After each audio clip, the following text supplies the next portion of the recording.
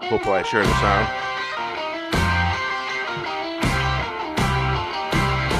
Movie and a unicorn and popcorn. I saw unicorns and friend. All I had was a grand. Making an Exodus movie show was getting good. I got my popcorn. Hot summer, got to beat, got some heat, can't beat it. Add this to your playlist. Do you understand the music show? Apocalyptic movie show. I got my popcorn 2 degrees. Nothing like watching this movie show. So many to choose from. Got my popcorn, yeah. Hope you got your popcorn too. Living in a post-apocalyptic movie show. The movie and a unicorn. Movie and a popcorn. Movie and a popcorn. I saw unicorns and friend. All I had was a grand. Making an Exodus movie show is getting good. Got my popcorn getting really deep. It got some heat, can't beat it. Add this to your list. Do you understand the music from the apocalyptic movie show? I got my popcorn too. 100 degrees, nothing like watching a movie show. So many to choose from. Got my popcorn, yeah. Hope you got your popcorn, yeah. Living in a popcorn movie show. Movie and a unicorn. Movie and a unicorn show.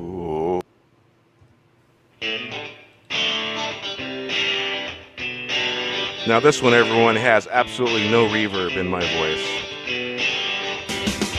You gotta write the script. You need a script doctor. Welcome to the after show. Waiting for the gig. We're waiting on the rig. We all had things to say. We all know it's true. We raised our glass, we raised them high, till we seen dawn's light. You gotta write the script, you need a script doctor. Welcome to the after show. Waiting for the gig, we're waiting for the rig. We all had things to say, we all know it's true. We raised our glass, we raised them high, till dawn's light. You gotta write the script, you need a script doctor. Welcome to the after show, waiting for the gig, waiting on the rig. We all had things to say. We all know it's true. We raised our glass high till we seen dawn's light. Gotta write the script. You need a script doctor. Welcome to the after show. Waiting for the gig, waiting on the rig. We all had things to say. We all know it's true. We raised our glass high till dawn's light. We raised our glasses.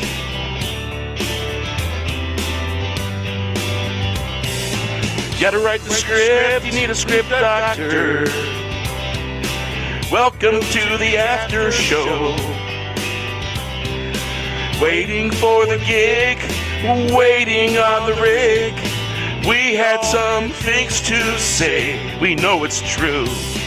We raised our glass, we raised them high, till we seen dawn's light.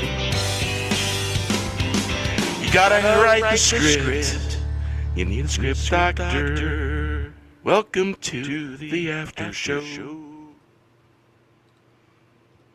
Well, how you guys doing? Doing great. All right if I wasn't muted and not able to speak. What's going on there? How are you, brother? Hey, you know what? The mute button gets me all the time, man, every now and then. Awesome. Hail to everybody in the chat. Thank you for showing up.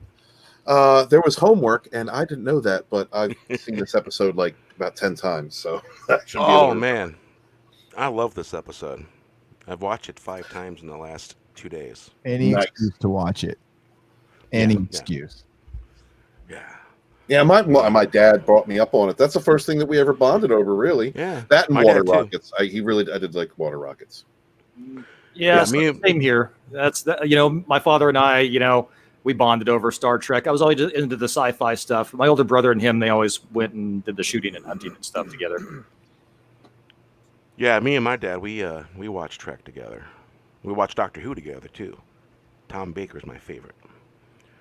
Yeah, fond memories with Pops watching Star Trek, Doctor Who. He never was into Doctor Who, so I never had a chance to really get into it. I did watch, like, on PBS. I would watch some PBS, like when Lassie and stuff. They would play Doctor Who on that channel, but I never really had a chance to dive into the lore of it. So I'm sorry for you guys over there. I know Gary talks a little bit about it. He has a small channel. He talks about Doctor Who. I'd like to call it up and coming. Up and coming, yes, yeah, right. That's the proper term. We're all up and coming, and there's always a bigger push. I don't mean to bring this up, Gary, but I mean, there's rumors flying around that you possibly might have even had a comic book shop at one time. They are salacious rumors that I deny to this very day. And yeah, I might have also blown it up my nose in a relapse on cocaine. So that rumor is true also. I've got 21 years clean from cocaine. Good, man. And you know what? The couple of the steps actually helped me. Getting away from people, places, and playthings. That concept did help, and I did it. Well, that's a big contributor. Yeah. Being in that atmosphere. Because I had a few friends that went to NA and went to AA. I had to use all 12, and I still do over and over again every year. My sponsor makes me go through those. It's fine. Personal inventory. You're always adding to it. At least I am. Yeah. Always learning, always figuring things out. For me, I got too high, and I didn't like it. At the time, I was really big into meditating, and it was either meditate or go to the hospital. And so I decided I was going to meditate. And I got up 5 minutes later. I told my friend, I'm done. Done. No more. And about a month and a half later, I went to Washington State. And ever since then. Can we hope that Brie Larson's yoga videos will create the same type of effect? Just disappear? Well, let me tell you really something. did. Stephen used to have that problem because Stephen didn't know if he wanted to shit or get off the pot. So what he did is he took the pot of coffee and then he took his Everything? shit. So Pot on the pot. yeah, well, everything worked out in the end, I believe. So While smoking pot. No. Yeah, maybe. Wes, please change the direction of this conversation. We could talk about balance and terror. We could talk about how I didn't watch Star Trek with my dad. My dad could not care less about entertainment. He thought it was the dumbest thing in the world. He's like, that's where I got that professional pretender was from my dad. He's all, these people just pretend for a living. It makes no sense. He was super practical, pragmatic German guy. So yeah, if it wasn't, I think his favorite movie of all time was Arthur. Yeah, it was Arthur, and that was only the second movie he had gone to. My dad didn't like movies. He liked country music. That was it. He thought all forms of art were ridiculous. So I don't even know how I got into Star Trek. I think it was just on the TV, and I got mesmerized by it when I was like 4. But according to Kurtzman, kids they failed at getting kids into Star Trek. Those are words he actually used. Wow. But I remember getting into it when I was 4 or 5. When did you guys get into it? What age? I think I was 6. I think 6 or 7. Well, maybe younger than that. Yeah, 6 or 7. Because from age 3 to 6, the only words coming out of my mouth was Evel Knievel. Yeah, I had an Evel Knievel toy. I did. The crank toys? Yeah. Apparently, I burnt through like 10 of them when I was a kid. Yeah. My dad just kept going to the store getting more. Well, that's probably an exaggeration, but you get what I mean. Yeah, but we didn't need a cartoon to get into Trek. We just needed good storytelling. That I mean, it scared me a little bit when I was like 4 or 5. It was kind of freaky, but I like that a little bit. And this is the one episode we're going to talk about. This is the one I remember because it used to bug me that Spock's dad died in this. And I had no idea why until I was like 8 or 9, right? It's just the same actor playing 2 different parts. I gotcha. Yeah, I did a great job with that role, Mark Leonard. Oh, he's great. Well, hey, Gary. By the way, Brie I- had her period. I don't know if anybody knew. Yeah. Brie had a period? Yeah. Oh, we did talk about that. Period. Yeah. Absolutely. Hey, Gary. I personally can't remember exactly when I got into it, but I was actually very fortunate that my father was actually heavily into a lot of the sci-fi stuff, and especially the original Star Trek leading into the Next Generation. He took me out to see all the Star Trek movies, even the motion picture and all that stuff. I mean, yeah, he was great with all that stuff. And he took me out to see Star Wars too. Like, when he took me out to Star Wars, we couldn't go see the 77 version because it was not available in Jersey where we lived, because I used to live in Trenton, New Jersey, and there was no theaters anywhere near us that was showing it. But when they re-released it in 78, he took me out to see it something like 9 times at the theater. So I was very fortunate that my father was, understanding about like a lot of the sci-fi stuff and that he was into it. So that's where I got my love for it. Well, I seen it at the Dunes General Cinema in Miller in Gary. I believe it was 77, 76. Came out 76 or 77? 77. 77. Yeah, I remember, and the only reason why I remember seeing it because I had a dream I had to walk home from there. Really, really weird. Little 4-year-old walking all the way home from that place. Weird dream, huh? But yeah. I actually had a very strange dream recently about Doctor Who, where Mads Mikkelsen wakes up. He's the new Doctor wearing the magician outfit that God damn it, Stream Brain. The 12th Doctor was wearing. Yep. And it shows on the TV. Jodie's Doctor. He says, "Turn that off."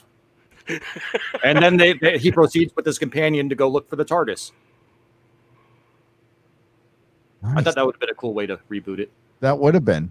There's also that one where Peter's falling out from Twice Upon a Time, and when he regenerates into Jodie, and she continues to fall out the TARDIS. He kicks her out of the TARDIS and then jumps back in and takes off, and she just falls, dies. Well, Would have been nice, but unfortunately didn't happen.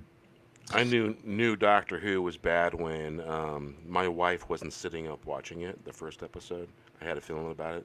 Second episode, she's just looking up every now and then. Third episode, she's asleep. She fell asleep the first 10 minutes. I'm like, okay, this is not good, and I haven't watched since. Does Gary watch every one? Do you watch every single one so you can report on it? Yep. Is it like a slow death? It feels like dying a slow death.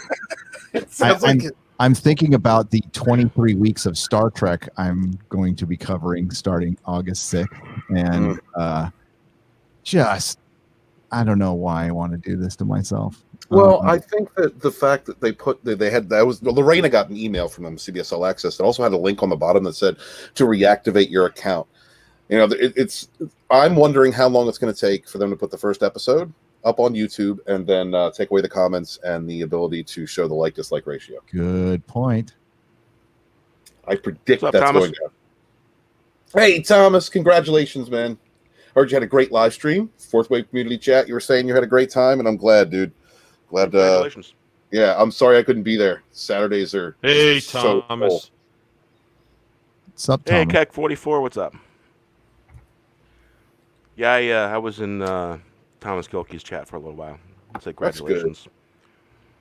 I was hopping around here and there. I do the Rogue Entertainment, and then I do Scott's right after, and there's this little 25-minute maybe window where I can eat and check on the animals and then get back. And I then wanted to pour start 32 ounces down. Tommy, every single thing I say. Tommy is a wonderful mod and an awful troll.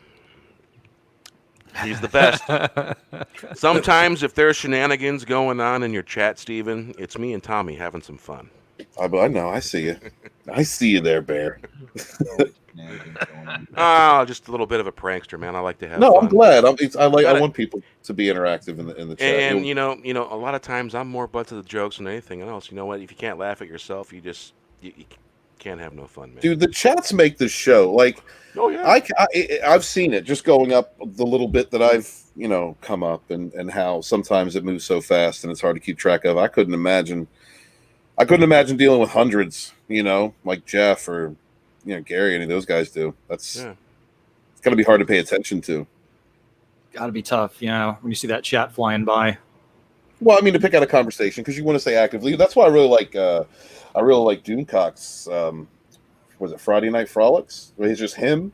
Most of the time, it's just him and the chat, and he how that guy just talks and doesn't get stream brain after 6 hours is beyond me. That's a lot of streaming. I think Scotch. Do you think it's the alcohol? Maybe. Yeah, I've discovered that if I'm live streaming, 1 beer rule, because 3 beers, I got no filter. I can't drink. I couldn't drink when I live stream. There's no way. I'd break all kinds of terms of service. Word.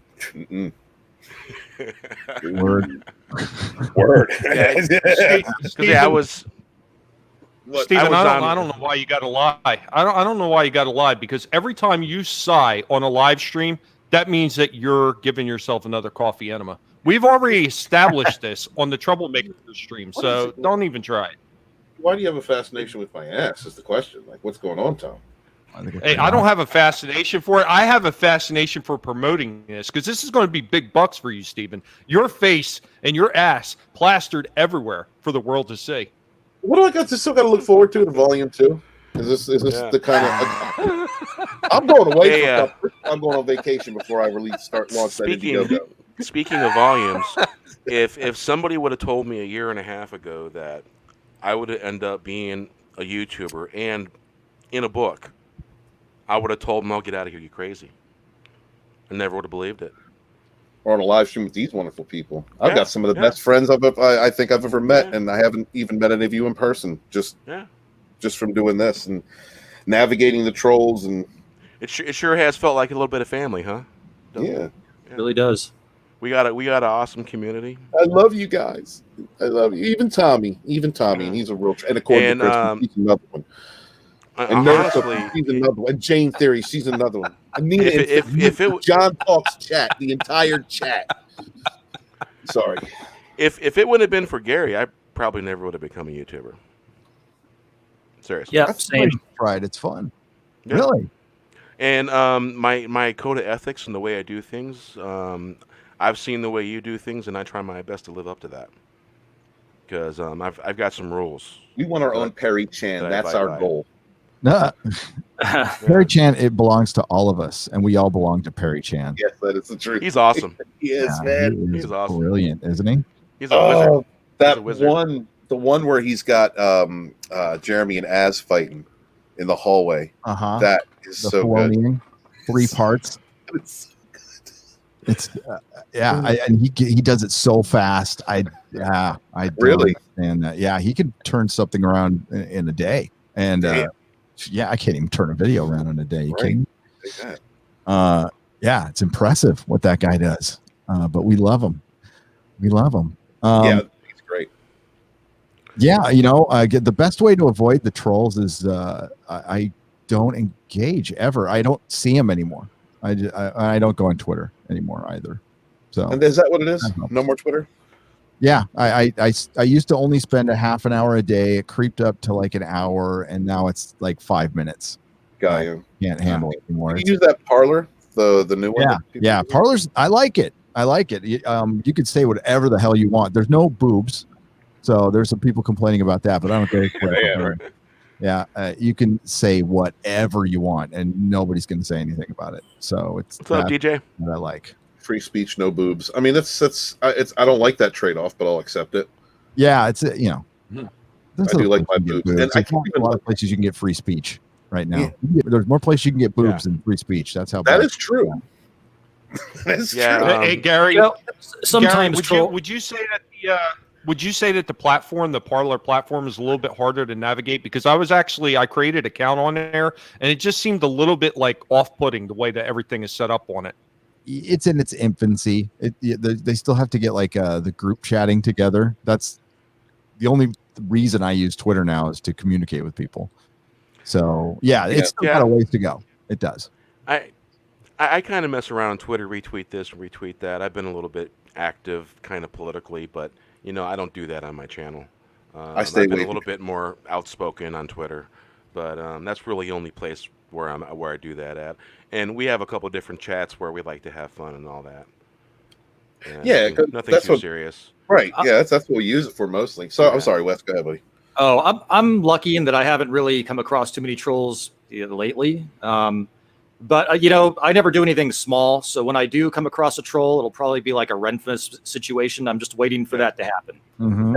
Well, the end of it does eventually. The beginning of March, we were all getting hit pretty hard by trolls. I had a troll in my chat coming back, changing his name, coming back, and Tommy kept that one. banning him. Yeah, that guy. That one went around a few of our channels. He was coming to all our channels. Mm-hmm. And there'd be 10 things popped up and very vulgar, whatever he was saying. It was not nice stuff that he was saying. And I was like, yeah. And then all of a sudden it just disappeared. Yeah, I had fun dropping the hammer on him. That was fun. I like the silence is golden when dealing with trolls to a degree, yeah. Some trolls can be fun. Like I had one come on one of my live streams when I was doing the quarter roll, and they're like, "How dare you!" And it was like, it was kind of a fun, witty banter. But they ended up blocking me, so it worked out. Yeah. I grab headlines from Twitter. I have to admit, because I follow enough people that I get some headlines I can use for shows or videos or something, and mostly just communication with each other. Really, I mean, it's like.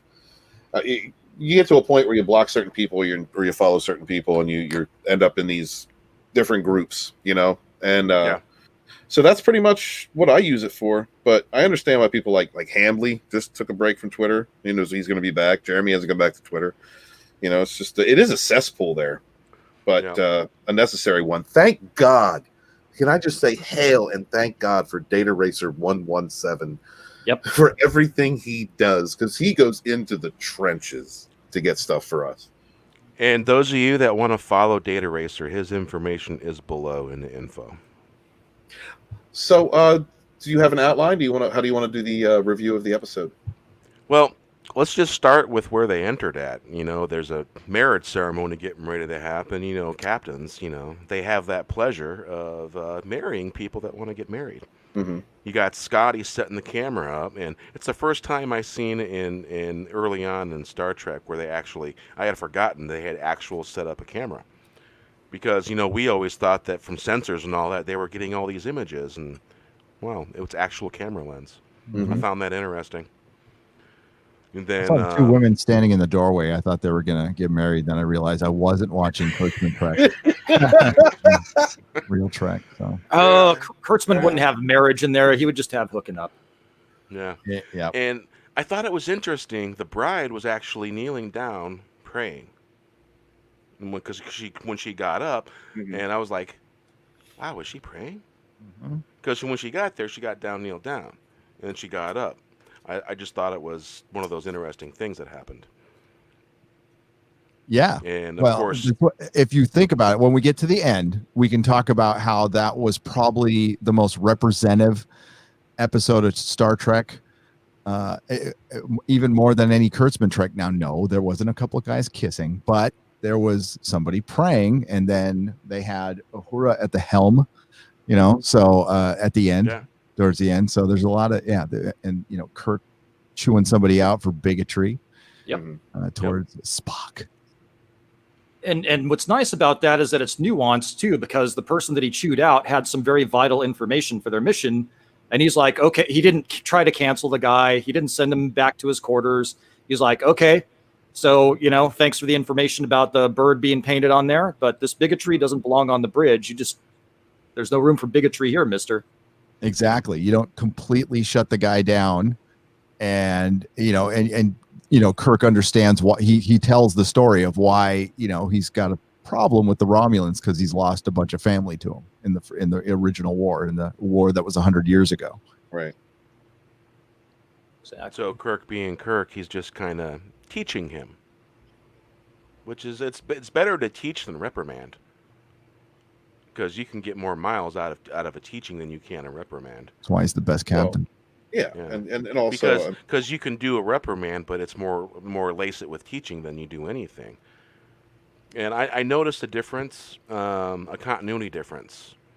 You remember in Enterprise how they were coming up with the red alert and the styles of the klaxon and how they were using it? Well, I noticed something that was basically a continuity error with Enterprise with the original TOS.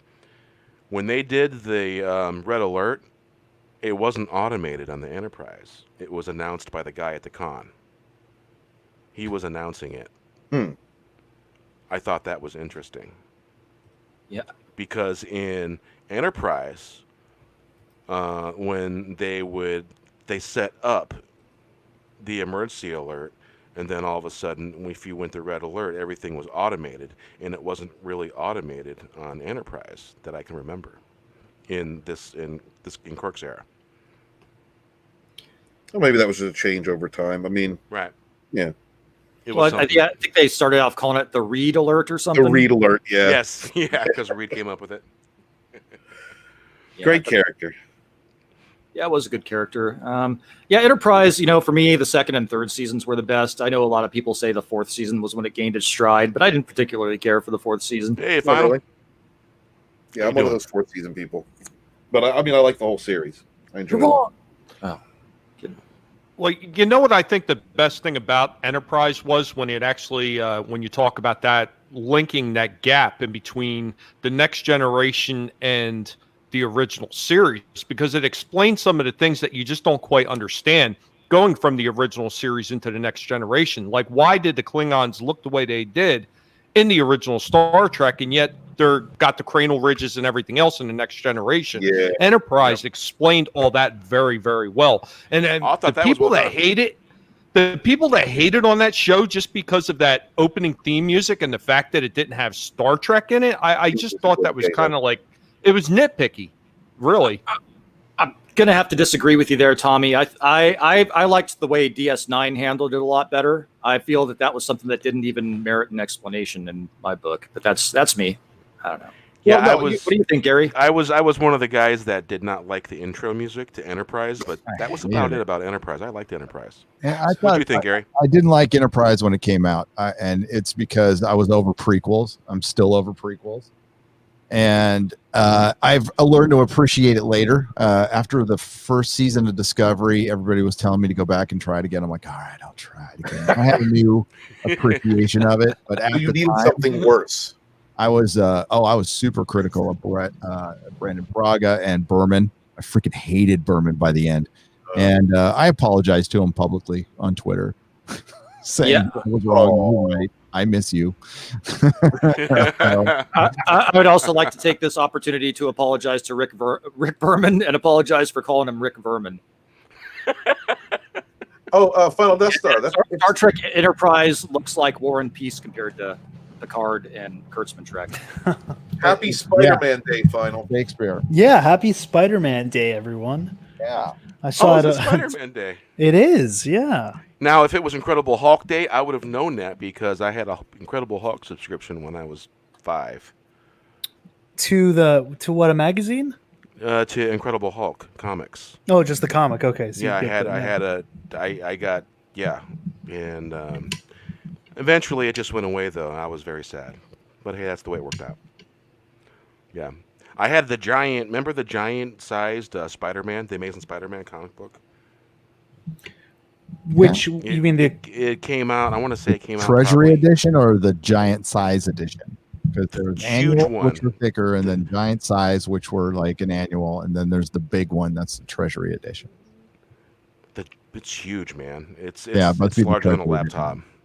Yeah, and I think it came out in I'm gonna say 78 maybe. Oh, a bunch of them did. Yeah. Number one, Spider-Man and Superman. Yeah. Yeah.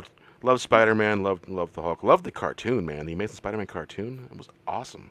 The one from the 90s? No. Or you thought about the older one? When I was a kid in the 60s? 70s. In the 70s. It was great. Amazing Spider-Man. He actually sounded like Spider-Man, you know. Everything was just the way it's supposed to be. Dig it. I don't know about I don't know about anybody else, but when I look at that Spider-Man, the picture of Spider-Man, I sometimes still get a little bit irritated because I still think back on that whole situation with that little kid Ollie. Oh yeah. Oh yeah, with the grave and Disney not allowing them to. Yeah, that was terrible. Man, that was one of the first things I think that started turning people off to Disney handling Marvel, and because I think that was before The Force Awakens, wasn't it? Or it might have been right after it. Wait, but I remember that it was after it. It might have been right after it, yeah. I remember that coming out, and people were just like that. You know, that left such a bad, sour taste in people's mouths. I can't believe Disney would do that. Little did we know, down the road what Disney was capable of. But that was, I think, the first sign, at least to me.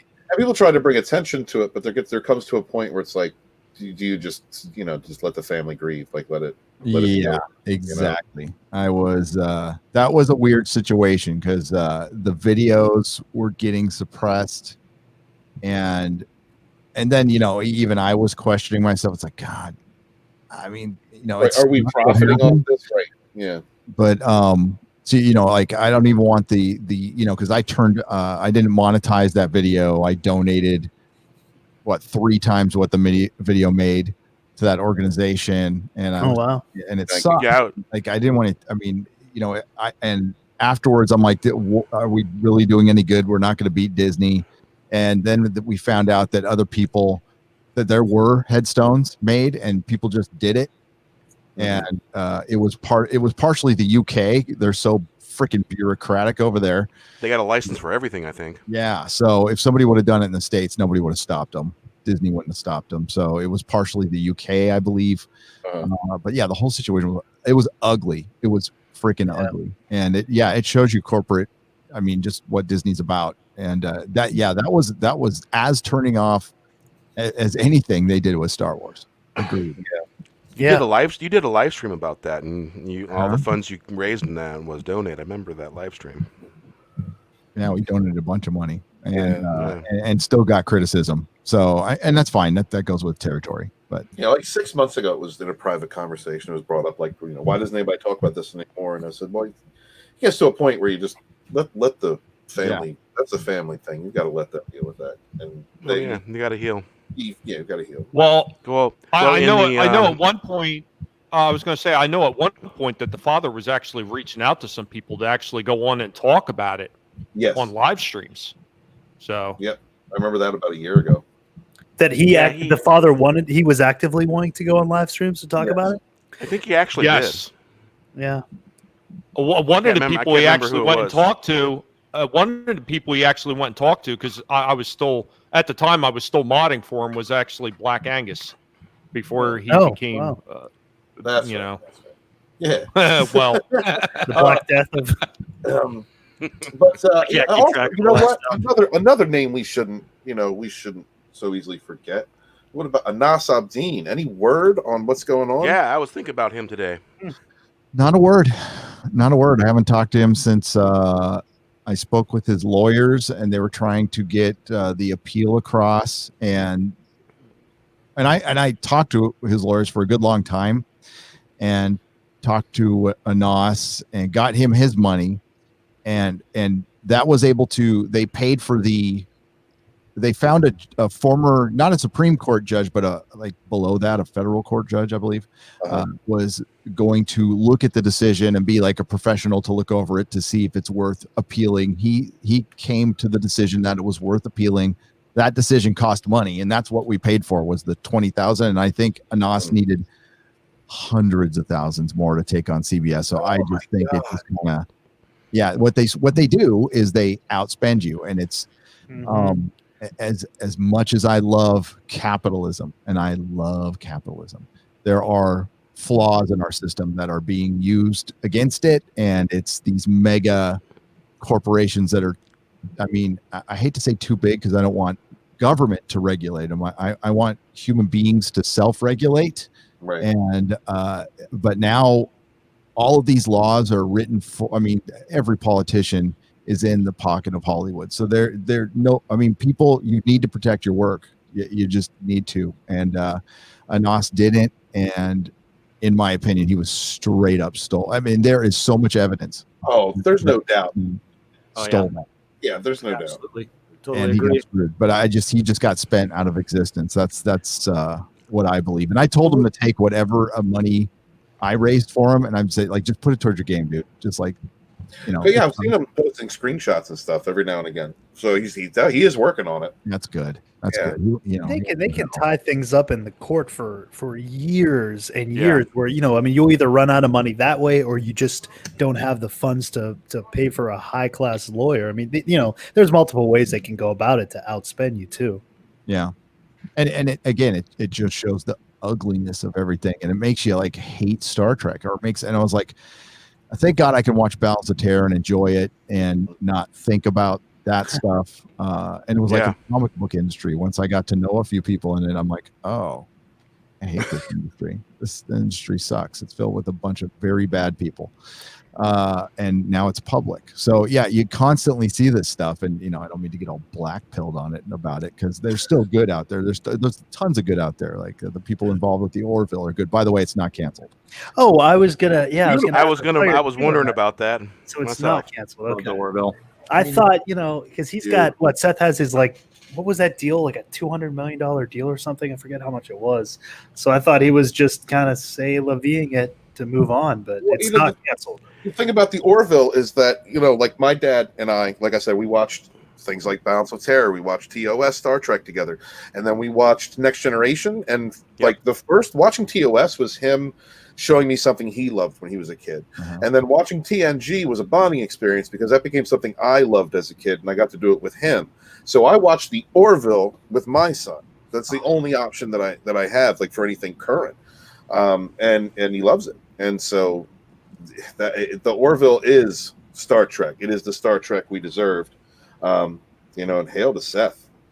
Well, you know, absolutely. Well, you know, you can't watch New Trek and watch somebody getting their eyeball ripped out. And No. Oh man. No. But it's like Akiva Goldsmith, you can't make TNG anymore, although Seth has been doing it.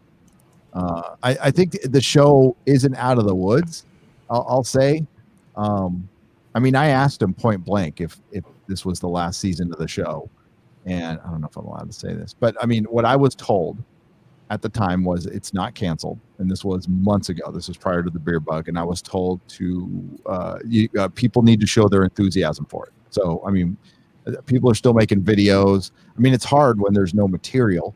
Right. So, I mean, to put everything on the fans, it's like, you know, I don't know about that. Seth should make an animated, instead of doing the lower deck, you know, or whatever the crap's called. I mean, Seth should just do. Hey, Mikhail. He should just do an animated version of Orville. I mean, he's, you know, that's kind of in his wheelhouse anyway, especially right now, to keep it going, keep the talk going until they can properly film. I mean, that wouldn't be a terrible idea for him. No, or release a couple episodes. Right. Yeah. Do like a little mini series or something. Yeah. Yeah. Shorts. Do some shorts. I'm honestly surprised Hollywood hasn't done that with more stuff. They have a bunch of stuff that's in the can that they could release early in bits instead of one season at a time. I think they're just so locked into, well, I mean, that's the corporateness of it. They're locked into their schedules, and my God, we can't do something like off the hip. That'd be terrible. That'd be spontaneous. That would be artistic.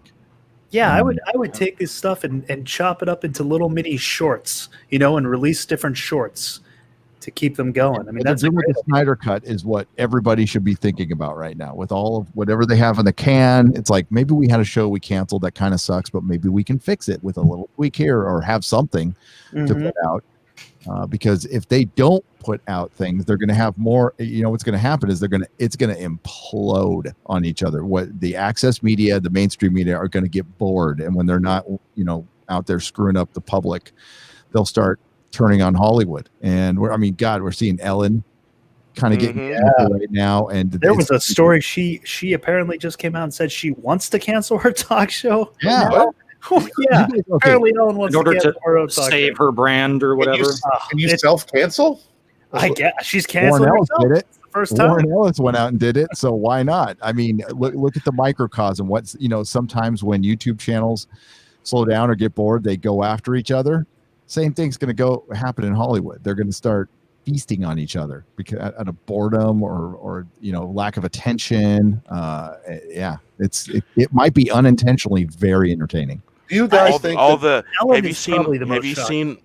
Have you seen all the weird PSA videos and just weird videos on Twitter with Hollywood stars just saying some really bizarre stuff? Just weird. Oh, man. yeah. The longer this thing goes on, the more we're going to see how truly insane a lot of them are. Will Alyssa Milano attempt to beat up Joe Rogan? That's my question. Right?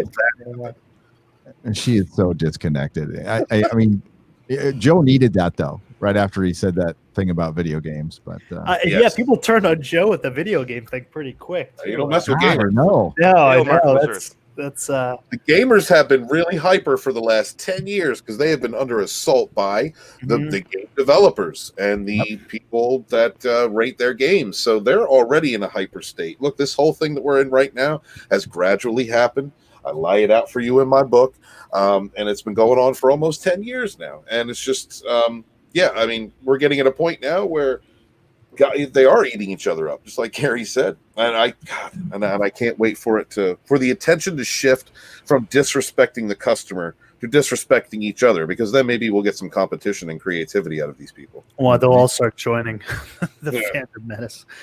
Ellen is the most shocking though, because she is, not that it's going on, but that they're turning on her, because she is like the quote unquote poster child for everything that Hollywood kind of pushes and stands for. And for them to turn on her, you gotta wonder, like, what exactly did she do or not do to cause this? Because usually things like this are protected, hidden.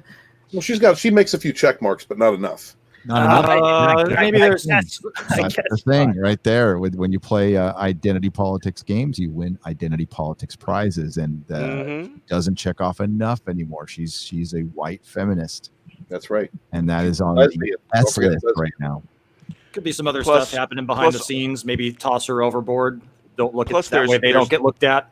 There's former employees that are coming out and saying how mean she was to them and all that stuff. Right, but usually, I'm sure that happens with a lot of other, talk shows and celebrities. It's just why now all of a sudden is everyone coming out against her? Because obviously this has been going on for a long time. Yet it was kept under wraps. But now they've decided Ellen's a target. But I think what you guys are saying are right. She just doesn't check enough. And I think Wes, there's probably more going on as well. I say this kind of already knowing some of the answers, but I think she definitely is not checking enough. It's like, no, we've now moved. The goalposts have moved further down the line, and now you don't fit into that. You're not in that area anymore. You're not in the red zone anymore. And you would think in the Impression Olympics, everybody gets a prize, but that's not the way I think RR said it the best. I like that. What did he? Go ahead, read it. Piranha. Yeah. They are piranha. They will eat each other whenever it is convenient.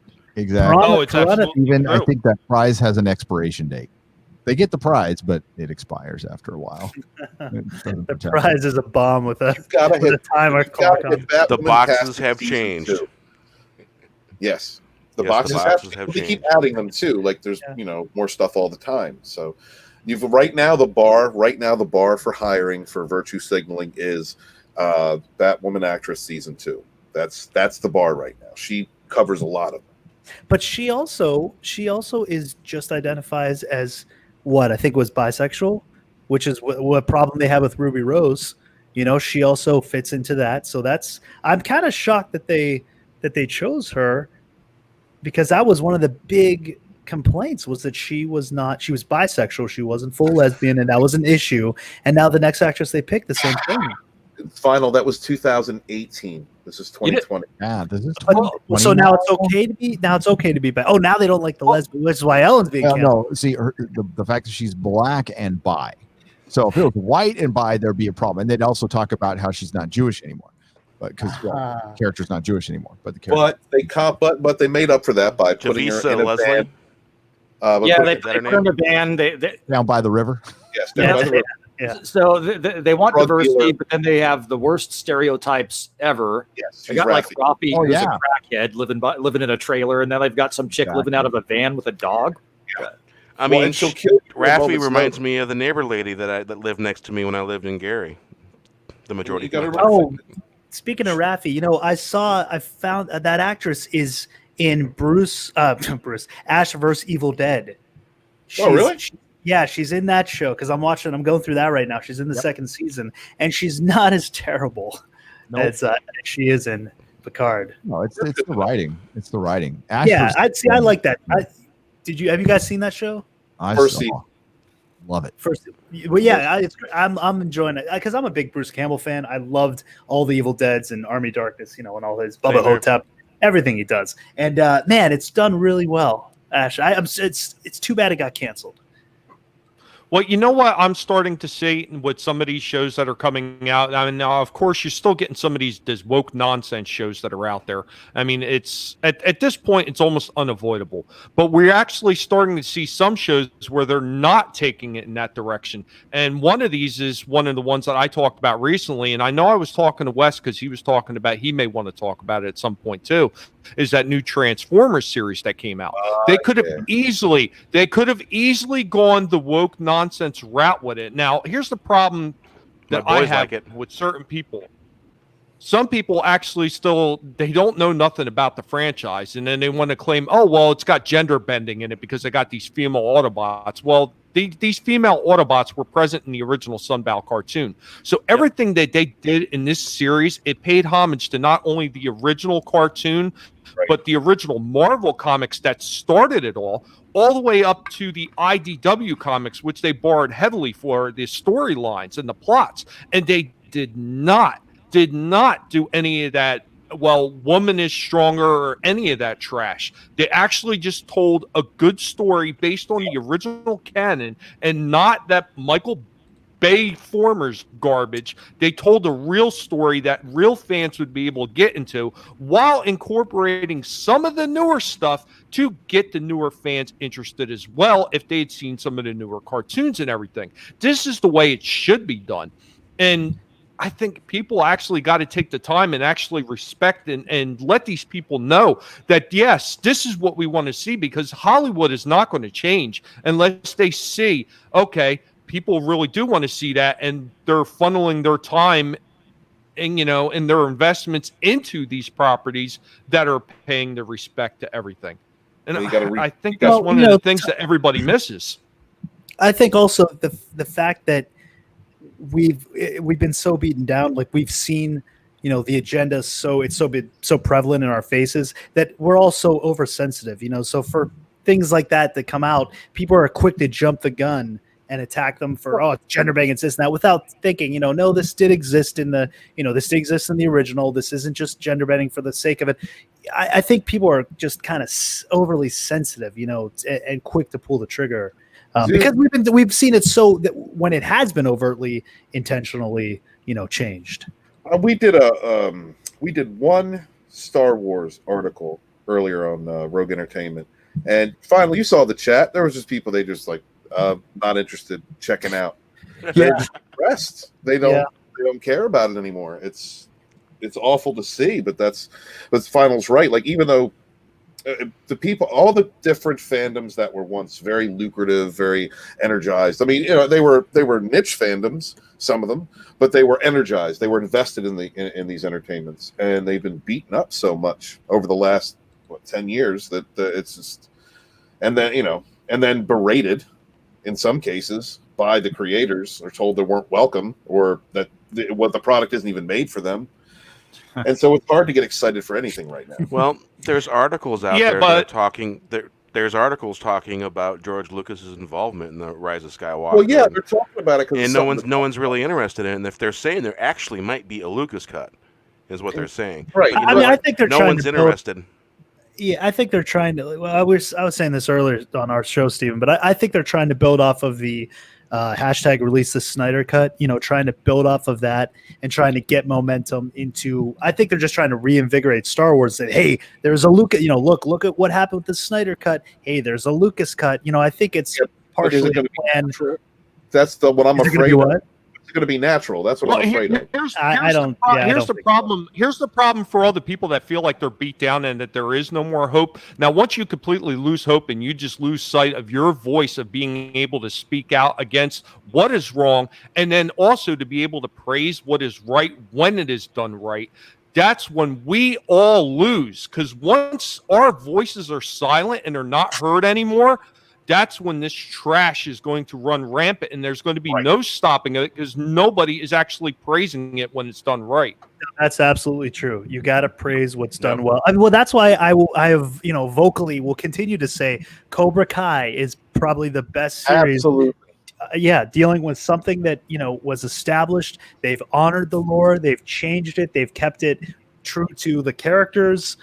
They've done everything that a fan would want to see done so far. It's only been 2 seasons. We'll see, but I mean, it's been great, and I'm just continuously applaud them. And the 3 guys who are producing it and who wrote it, they're fans. They're fans of the original material. They've taken control of it and they've honored everything, and they've gotten the input of Billy Zabka and LaRusso. Ralph Macchio.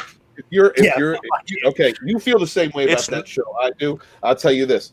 Then, if you haven't seen it, watch that Transformers series Tommy's talking about. Oh yeah, I definitely want to check. The only thing I have is that it's at half speed. To me, it feels like it's at half speed most of the time. But other than that, story, solid characters. They do homage to like he was saying, to the story. So yeah, check that out. It's just as good as Cobra Kai, in my opinion. It's nice. It's nice when they respect lore. It really is. Build something I've got some nitpicks with it, like the voice actors. I think for Megatron, I thought maybe it was like a cross between Beast Wars and Megatron.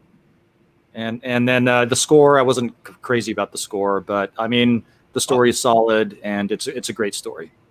So, you know what, Wes? I mean, quite honestly, when you're talking about a lot of those voices, there was a lot of those voices that were a little bit weird. Like even the guy who did Shockwave, it was a little bit weird to hear.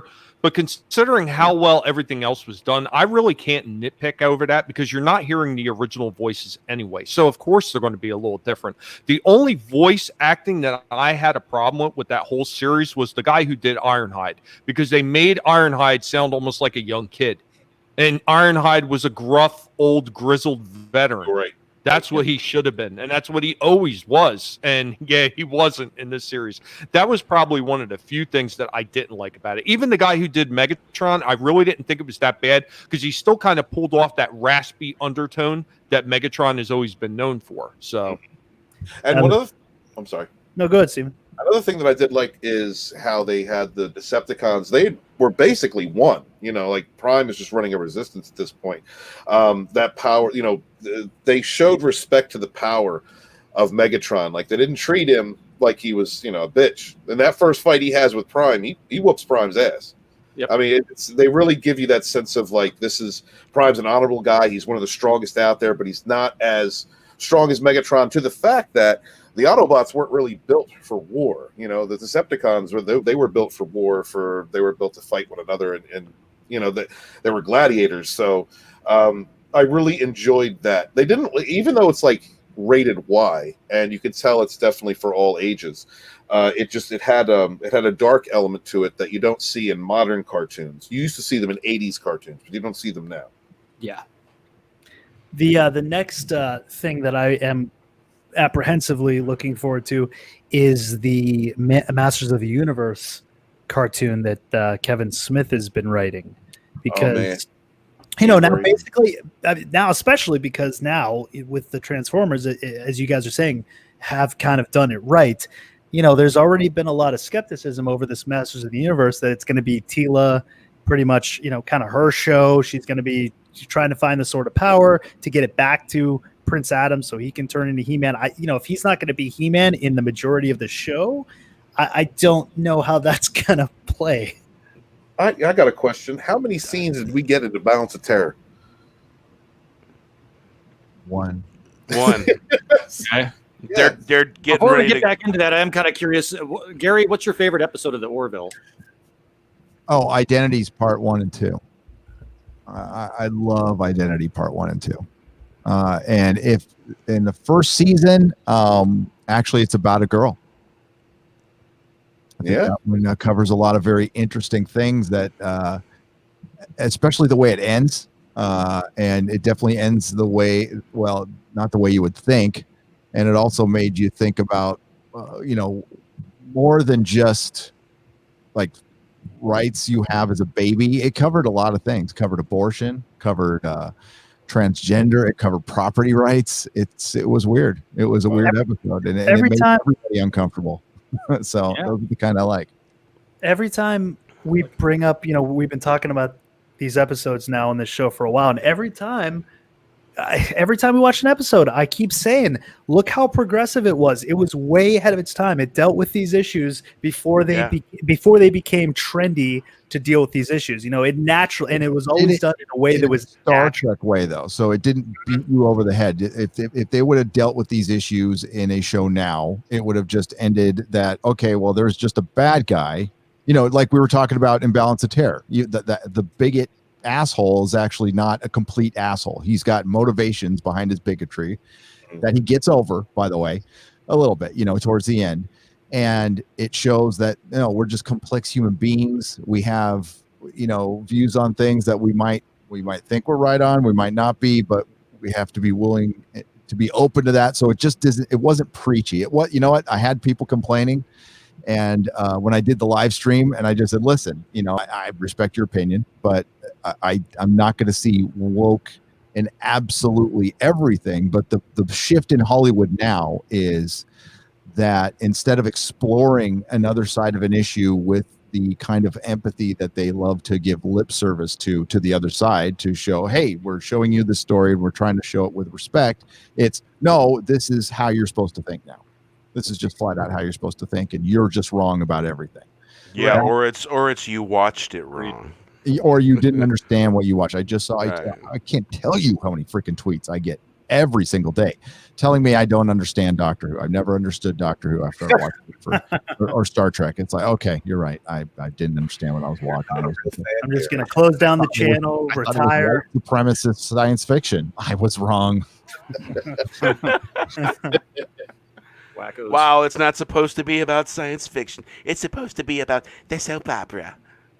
But I mean, we're at a point now in this culture war, which sucks because I think we were really making some headway to where a lot of people in Hollywood were starting to listen, and the silent majority in Hollywood who doesn't agree with all that crap was starting to speak up more, and it all got shut down in the last 3 to 4 weeks. Like, it's all reverted back to 2016. All the entertainment is going to go right back to 2016. So we're kind of starting from scratch again. But we had to be prepared for that. I think we were all telling each other that, man, 2020 is going to be nuts. And yes. Yeah. Way more nuts than we thought. A bit more nuts. Yeah. The thing that's different, at least this time around, is we're so to speak organized. Yeah. Where we've got kind of a collective voice. We're not all so separated, because we've seen this before. We've been through this. So I think the criticism and the outcry through the fandom will be more united and probably stronger than when. Now, I don't know if that's going to change anything. It's going to maybe hit them more monetarily, but you've got more united. You've got entire swaths of people that we don't even have the chance to associate with that have all gotten channels started because of everything that's happened the last. Got Gary sitting next to us. He was at less than 1,000 subs, and now he's 246? Are you 250 yet? I'm almost to 260. I'm pretty close. That shit. Yeah. Please cancel Candy Corn. I was under 1,000 for years. Yeah. I was stoked when I hit 300. I'm like, oh my god. Dig it. Yeah. Yeah, man, but they're just like, Hey, it is more organized, and we have more people speaking out. So when Now we've got a book. We You have an author and a book that chronicles this. oh yeah. Hey, I hit 300 because of you, Gary. Got a couple shout outs from you. Oh, that's awesome. Hey, well, we're I gonna was pick a channel every week to shout out and kind of get up to that milestone with the focus of being under 1,000 or being under 2,000, depending if we can't find a channel. And each one of us is on Friday Night Tights is going to pick one, and then I'm going to do that on my nooners too. So we're going to, bro. Thank you. Thank you. what kind of member stream did you have the other day? So if you're, I have 3 levels. I'm probably going to change it to 1, guys, to be honest with you. And I do a member stream on Sunday mornings at noon. And it's just, and I thank God StreamYard went up to 10, so people can come on and we just chat. We talk. We end up starting talking about the beer bug and how it's affecting our lives, and but it's mostly about the members. I try to shut up and listen, and it ends up being pretty fun. I like them a lot. Nerdrotic doesn't know how to treat his simps. Pokimane let everybody know he has a boyfriend mistakenly, and all her tier 3 simps went to tier 2 simps. They were very upset. They did. Yes, they didn't cancel altogether. They just downgraded one tier. They were so upset with their queen, their pretend girlfriend, that they degraded their own membership. So there's a warning to you, Gary. Well, I blew it. If anybody, Nerdrotic. and if anybody should know about the tiers of simps, it would be Steven. Well, he can have a ground coffee tier. And you can go like a Sanka tier or a Sanka tier. Like he can have the decaffeinated tier. Yeah, a decaf tier. Extra roasted. And then there's the enema tier, which is very special. That's the tops. That's the top. Like the 32 ounce. I don't want to be in that member stream though. Comes with a branded enema bag. That's one I'll sit out. Ooh. Well, now Steven can start all of his videos with "This town needs an enema." yeah. I have a clip for that too. There you go. Yep. Oh, hey, Wes, no. Yeah. No cancel. No cancel candy corn.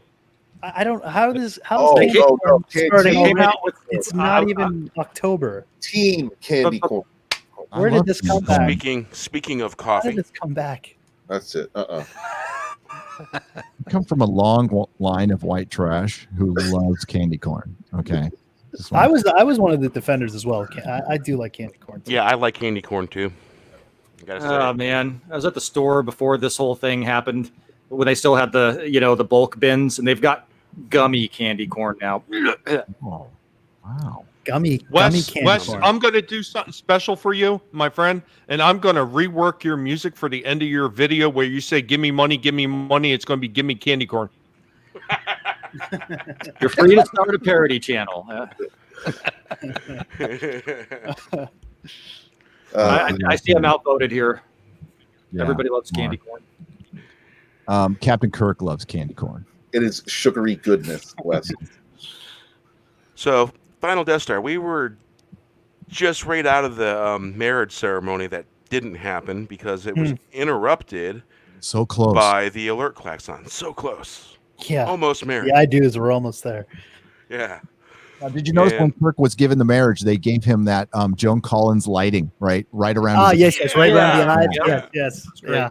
I love that. There's a lot of that use of lighting in that show because they didn't have that. They didn't have that many effects, so they had to go with what worked. But I'll tell you, it gave a lot of atmosphere. They made the most of what they had with a cheaper budget and 60s style.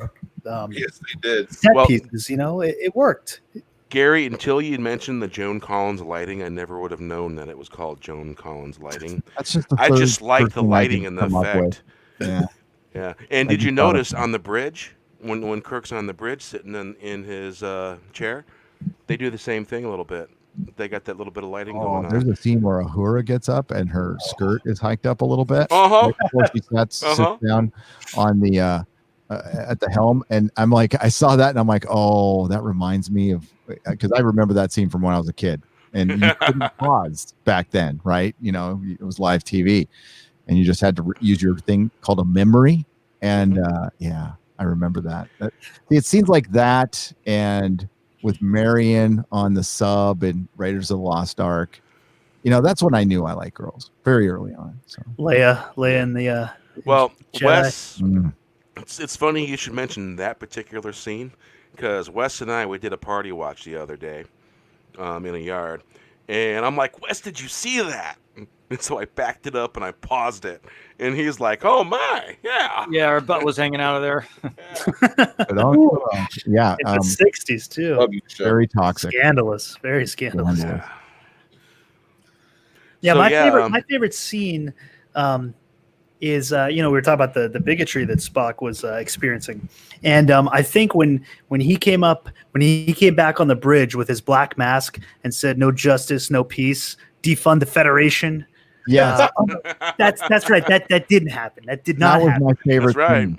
The part where Michael Burnham, mushroom travels and then flushes, Styles, the racist bigot, out of an airlock. Yeah. And CBS, if you happen to see this, no, you can't use that. Oh, they'll use it anyway. You cannot use that in They future. don't need your permission, silly man. But CBS.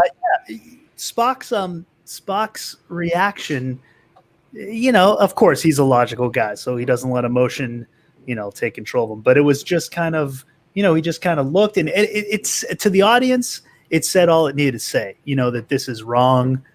This is not how things should be. Like his just in inaction the showed so much. 1960s without it being a white guy and a black guy. Mm-hmm. Right. Yeah. An eyebrow. He used an eyebrow. Yeah, he uses the eyebrow. His common. And to show his mild shock. That was like Vulcan shock. Like, oh, Right. really? But then he became like instantly, through his facial expressions, became instantly curious about it. He's all, oh, that's surprising. I'm shocked. Why am I shocked? Why did he act that way? Interesting. And that's how, I guess, Leonard Nimoy grasped the character. And I didn't know this. Doomcock told me this story, which is, Leonard Nimoy was getting frustrated with Spock for the first few episodes. And he's like, I can't do this character at all. I can't do no emotions. And I guess I forgot the director's name, forgive me, said, just treat it like he's, be scientific about it. So be curious about everything. Mm-hmm. Just mildly curious about everything. And that's Spock. And by that time, by this episode, he has perfected it. It's perfect Spock. Yeah. Oh God. Well, you figure Leonard Nimoy, when he was doing Spock, he actually inspired people years and years and years after that show had ended, because just that little eyebrow thing that he used to do on the show is actually where The Rock got the idea of doing the eyebrow thing when he was in the WWF. Oh. Really? I did not know that. That's awesome. Dwayne Johnson's a Trekkie. I never heard that before. Yeah, I mean, doesn't he also say curious to a lot of things on the show too? Doesn't he actually respond that often? Fascinating. Oh, fascinating! Yeah, Indeed. fascinating. Dwayne Johnson would be a good Romulan. He'd be a badass Romulan. Warrior. Yeah. Well, One of his first acting gigs was on Star Trek. I don't know if you Right. guys noticed this, Oh but my God, that's right. what was that? Forgot that, man. He was a gladiator. He fought. Oh, wow. There is one part where Nice. Spock kind of turns it on its head. Bone says, I suppose you're going to say fascinating. And he says, no, Doctor, but it is interesting. Oh, I love those two. That's like Tommy and me. It's a troll in each other. That's why I love that relationship. That's just Spock's fancy way of telling Bones to just go F off a little. In a very polite way. Oh, the whole reveal of the Romulans in this episode is badass. I mean, just the whole concept, like we fought this war 100 years ago Hail, with TT. nuclear weapons, and we never saw them. Yeah. They came out of nowhere. We started lobbing bombs at each other. We decimated each other. Then they split up, and we had a subspace message of "Don't cross this line," and we haven't heard from them in 100 years. It's creepy. It's good. I like it. It is. Yeah, that adds a real layer of mystery to it. I got to say, I really like the Romulan uniforms. The way TOS represents them. Yeah, I liked it too.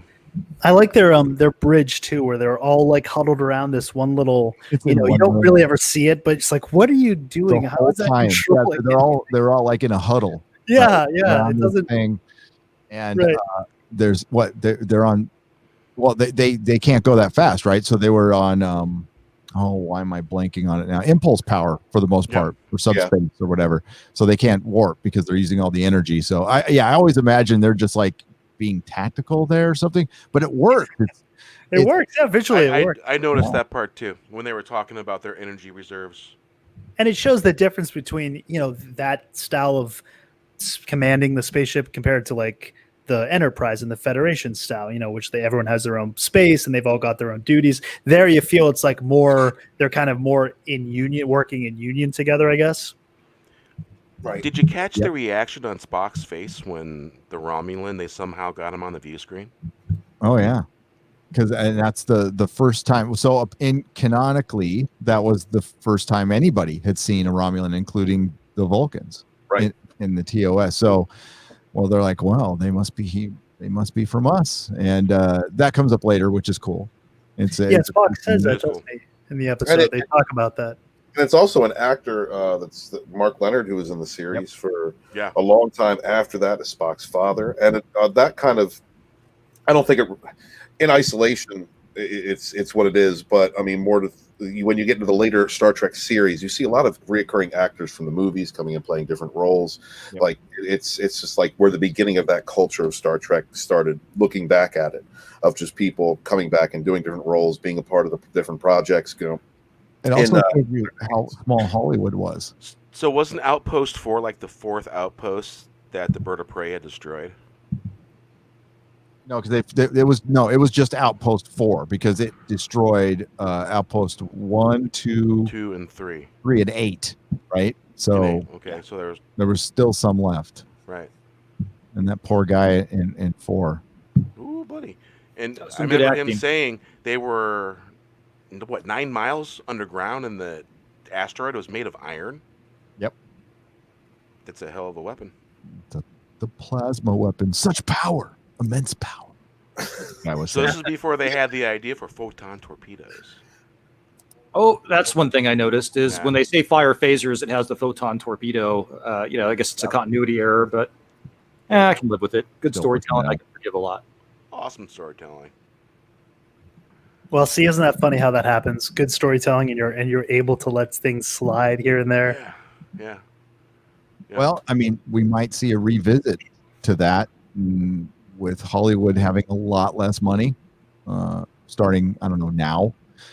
So they're going to have to start telling more, just, I don't know, what was the term they used? There's an actual term for an episode.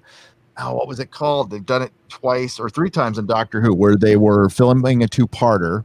So they didn't have a bunch of money. So they film an episode that's like inside of a shuttle. God. Bottle show? Bottle show. Thank you. And I think they did that with Enterprise a couple times. Yeah. And, you could argue that this was kind of a bottle show, while all of Star Trek was, really. But I would be into that more. I mean, because that's what Star Trek is. I would love to see a bunch of problem solving sitting around. I don't need a shaky camera and freaking 89 LED flares every second. Right. With really the action is more the drama that's building between the characters than it is like physical action on the screen, especially with TOS specifically. Hey, novel idea in original Star Trek. Only time the camera shakes is when an actual phaser gets fired. Who'd have thought? Or somebody points into it. I think I could do without seeing killer space flowers again too. I could live without that. I like Sutra though. Yeah, Sutra, I mean, yeah. But also, I looked at her. I caught myself on that one. I'm like, I should be taking her to soccer practice though. She's a little young. That's as far as you're talking about like those, when you're talking about those bottle type episodes there, Gary, didn't they also do that on the Orville? Because I know the Enterprise had a couple. They had the one where the I can't think of their names now. The where they were stuck on the shuttle and they were losing power. It was Tucker. Wasn't it Tucker and Yeah, it was Tucker and Reed. Reed, Yeah. Tucker and Reed. and Reed, yeah, where and that was basically the entire episode was those two stuck on the shuttle trying to figure out a way to survive. But didn't they do something similar to that on the Orville as well? Well, there was another show of Enterprise where they did a bottle episode, and where it was to do with the Xindi, and they were trying to get information out of them, and they were pretending like they were escaping from the Xindi on this little shuttlecraft. There was that episode too. Yeah, there's the Orville episode where the doctor crashed with Isaac on the planet with the boys. They had that little bonding episode. It was kind of a bottle episode. I mean, when you have a story like that, you've got to rely on the writing. You know, it forces good storytelling because there's not much to look at. So if you don't have a lot going on between the characters, you know, it's. I think that would be a good thing for Hollywood to resort back to. No, some of our best movies have limited budgets. First Matrix, first Spider-Man, Iron Man. They were all limited budgets, so they were forced to get creative, and that's when we get some of the best stuff. All the classic '80s movies too, for the most part. A lot of those were small budgets, and you know, it was all the writing creativity and. Well, if you think about it, low budgets make them have to innovate, and they have to be. And that's what they're going to be forced to do now. They're all going to have very low budgets. We were talking about it on Friday. You know, with no movie theaters or very, you know, they're going to have a lot less movie theaters than they did a few months ago. It's so crazy how much has changed in 6 months. But yeah, they're going to be forced into that situation, and the money that was fueling the streaming wars, which has allowed Netflix and Amazon to be pretty bloated, they're going to be able to get away with stuff, and they could crush Hollywood right now. They could absolutely, like Amazon specifically, can crush Hollywood. They destroyed their quarter earnings, Really? Oh yeah, they have like 1 million employees now. It's insane how big Amazon has gotten over the beer bug, to where Jeff Bezos' ex-wife gets $50 billion. Yeah. Wow. Yeah. $1 billion. I saw that. That's insane. Hey, I remember when you were able to watch Netflix for the first time with digital episodes, you had to stick a disc in. On my PlayStation 3, I had to stick a disc in, and then it took me to the digital content. It was really weird. That was back when you had to. Yeah, it was all by mail. And it was by mail, but there was a special disc if you put it in your PS4, and it took you to all the online content, and you could stream movies that way. Yeah. You know what? One of my favorite ships when I was growing up was the Romulan Warbird from this episode. My dad had so many models, the tiny ones, the big ones. I would help him build them. I really loved that ship design. I love the Enterprise. Nothing will ever replace the NCC 1701, but all the ships from that era, I don't care how clunky they look or angular, I like them. No, it's great. I got one of the Diamond Comics ones. Oh, it's good. Got nice little sound effects to it. It's hanging one above me. There it is. That's only like $60. It's not that expensive. I still have my battle damage D. That's why. So when you see something up. Yeah, was it the La Sorrente that you picked up too? The Rocinante? Rocinante? Somebody, 3D Trekker made me one. He made me a couple, actually. We're going to give one away eventually. But, I remember when you got the one. Those are awesome looking. You think the Romulans were a budget decision? Like they already had the makeup for Klingon, or not Klingons. Yeah. So they just probably. Weren't the original bird of praise for the Romulans just like a rehash of the Klingon ships with the big giant bird painted on them? I think those are the battle cruisers. That was season 3. They had an episode. They did the battle cruisers. Well, battle cruisers for Romulans. I don't think you've really seen them until Next Generation, wasn't it?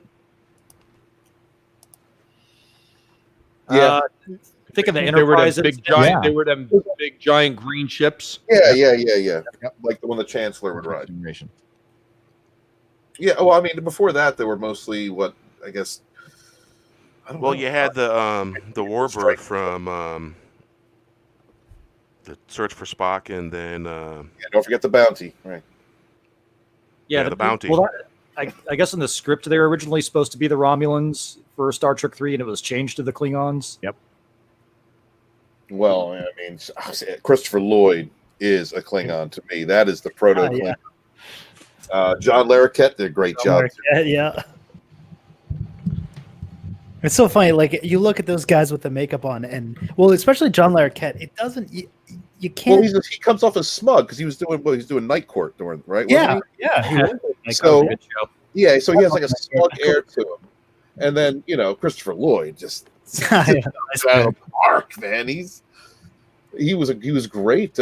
Before that, the only taste we got of the new Klingons came in the first one, and it was the new style, it was the new makeup, based on Japanese or feudal Japanese kind of design, and it looked cool, but we only got just a taste of it. And so, I mean, you look back and those are the new era Klingons, the one that lasted us through the 90s and the early 2000s.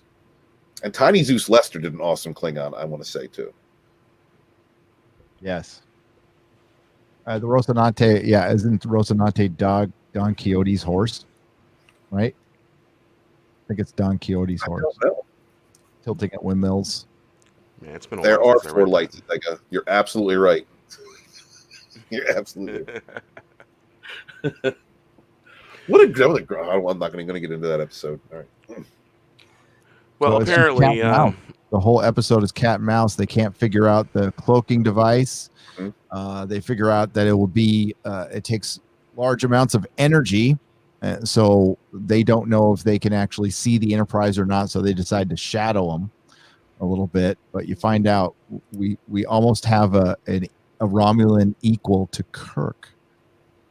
Yeah, I like the line at the. Are we jumping? There's ahead? a romance going on. In order here. Yeah, because he says at the end, he's like, in another life, I could have called you friend. It's a great moment, saying like, man, these two guys are locked in this battle of wits and strategy, and they're so similar in a way, and had it been a different circumstance, they could have been friends, but yet, here we are. They've got one has to survive, and one can't.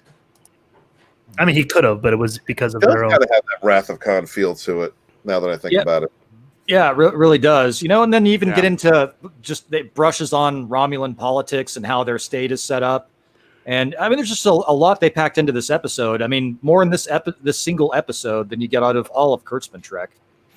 Yeah, did you like their logic and how they decided to enter the neutral zone? The Romulans? No, when Kirk was having the conversation whether they should enter the Romulan zone. Oh, yeah. And they decided, being that they were fired upon, they see this ship, that they're going to enter the Romulan zone against orders, basically. And there's a few things in Starfleet that can basically supersede those things, and basically a captain's prerogative. And they can use that Kirk logic, Yeah, I liked how they decided to do what they fired did. upon the ship. It showed, and the ship could go across the neutral zone and say they fired on us. Yeah, and they can say it was on our side.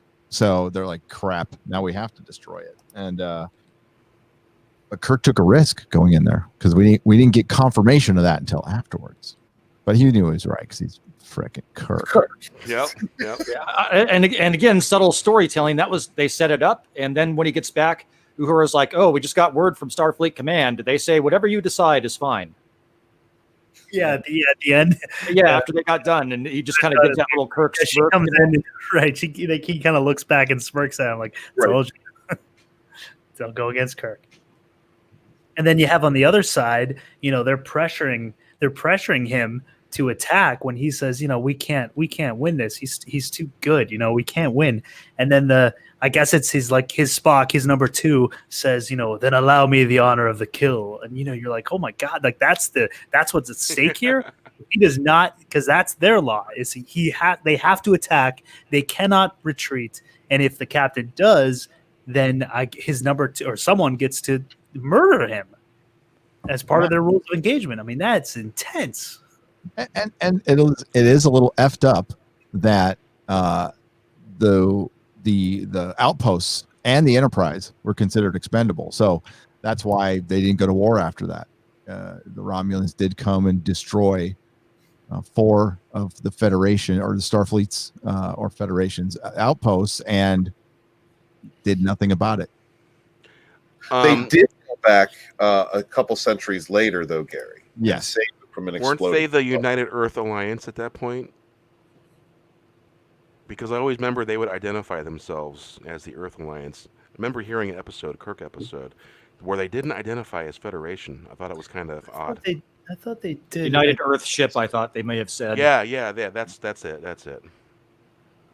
I thought it was odd that they used that because, in future, like the Next Generation, things were a little bit more streamlined.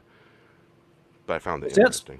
Oh, I didn't know that. It used to be so the translation is used to be a warhorse. That's I like Rocinante better. It sounds better than hey, used to be a warhorse. Come here, giddy up. So I just looked it up. It was not the bird of prey that I was thinking of.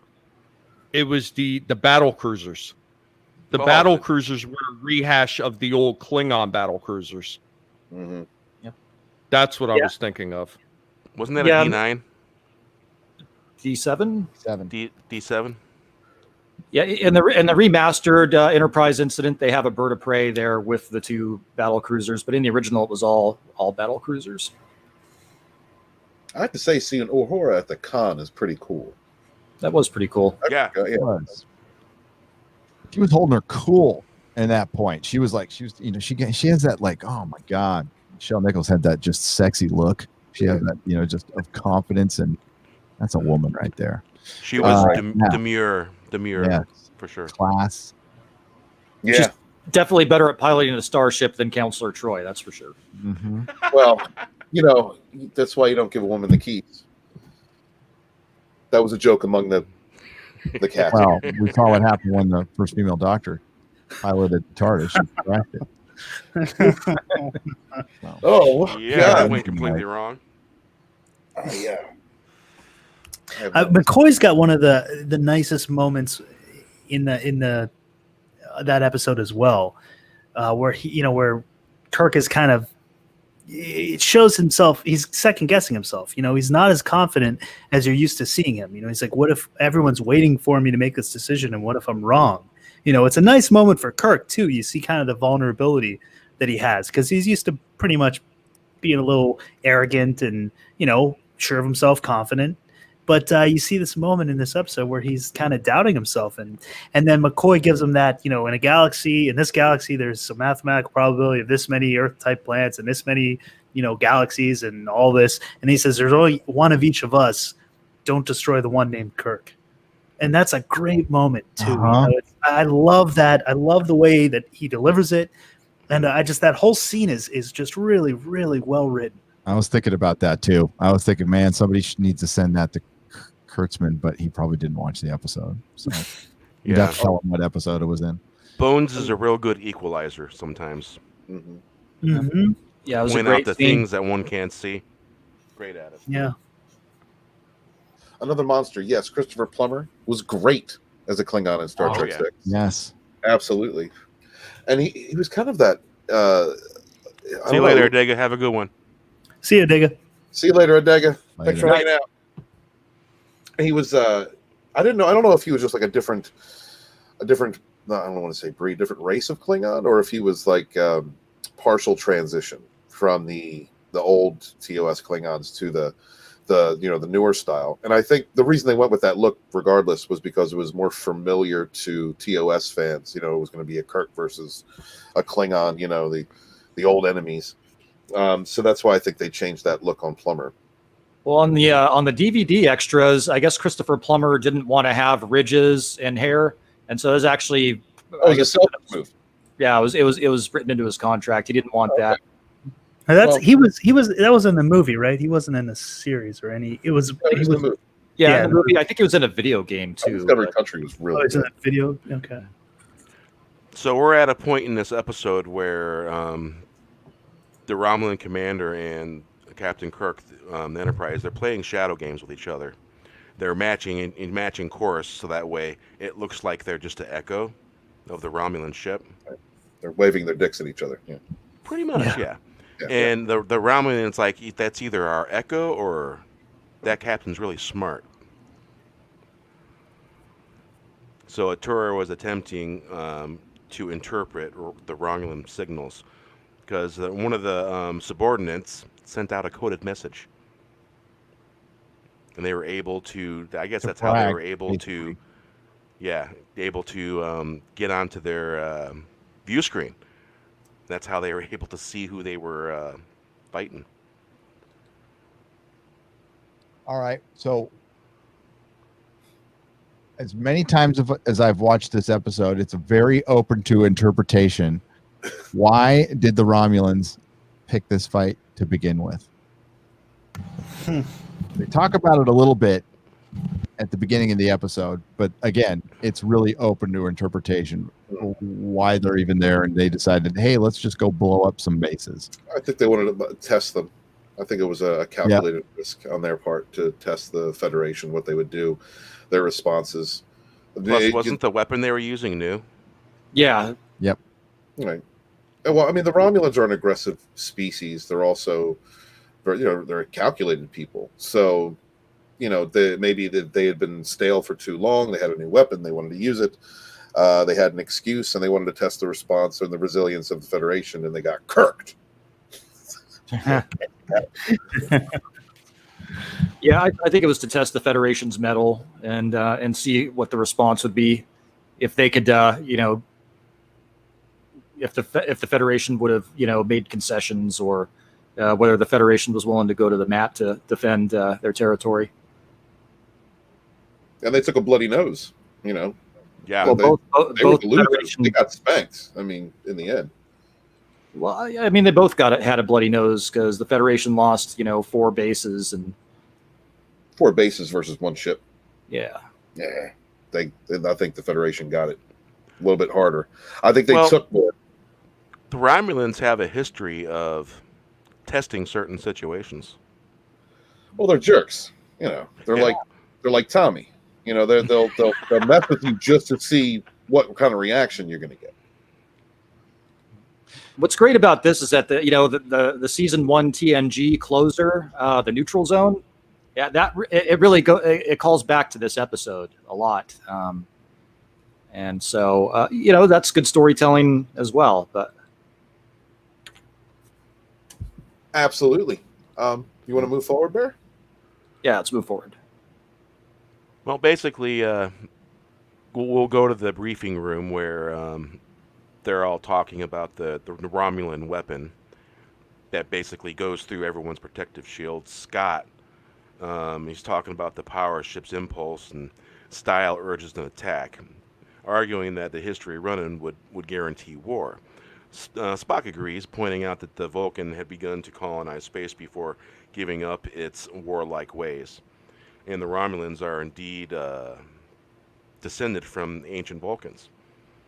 And basically, you're just making it known that they're dangerous. And the moment that Kirk gives the order to attack, the Enterprise heads into red alert, and we go into Act 3. What'd you think, Final? You can talk, Final. It's your turn, Final. Final, you there?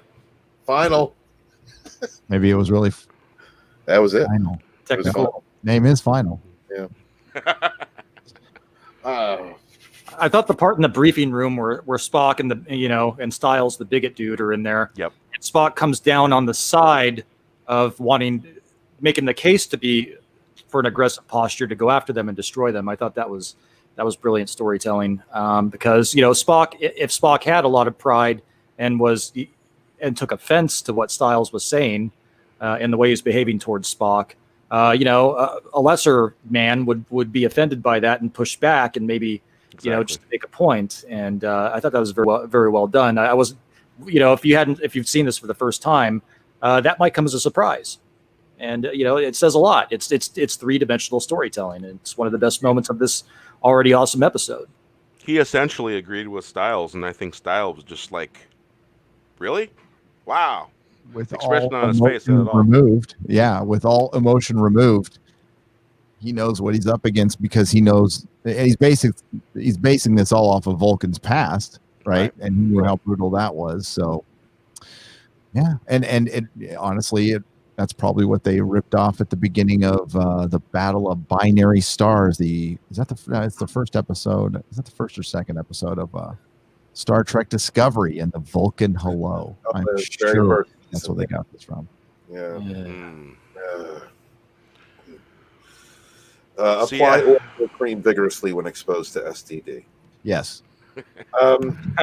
Extra strength. That's right.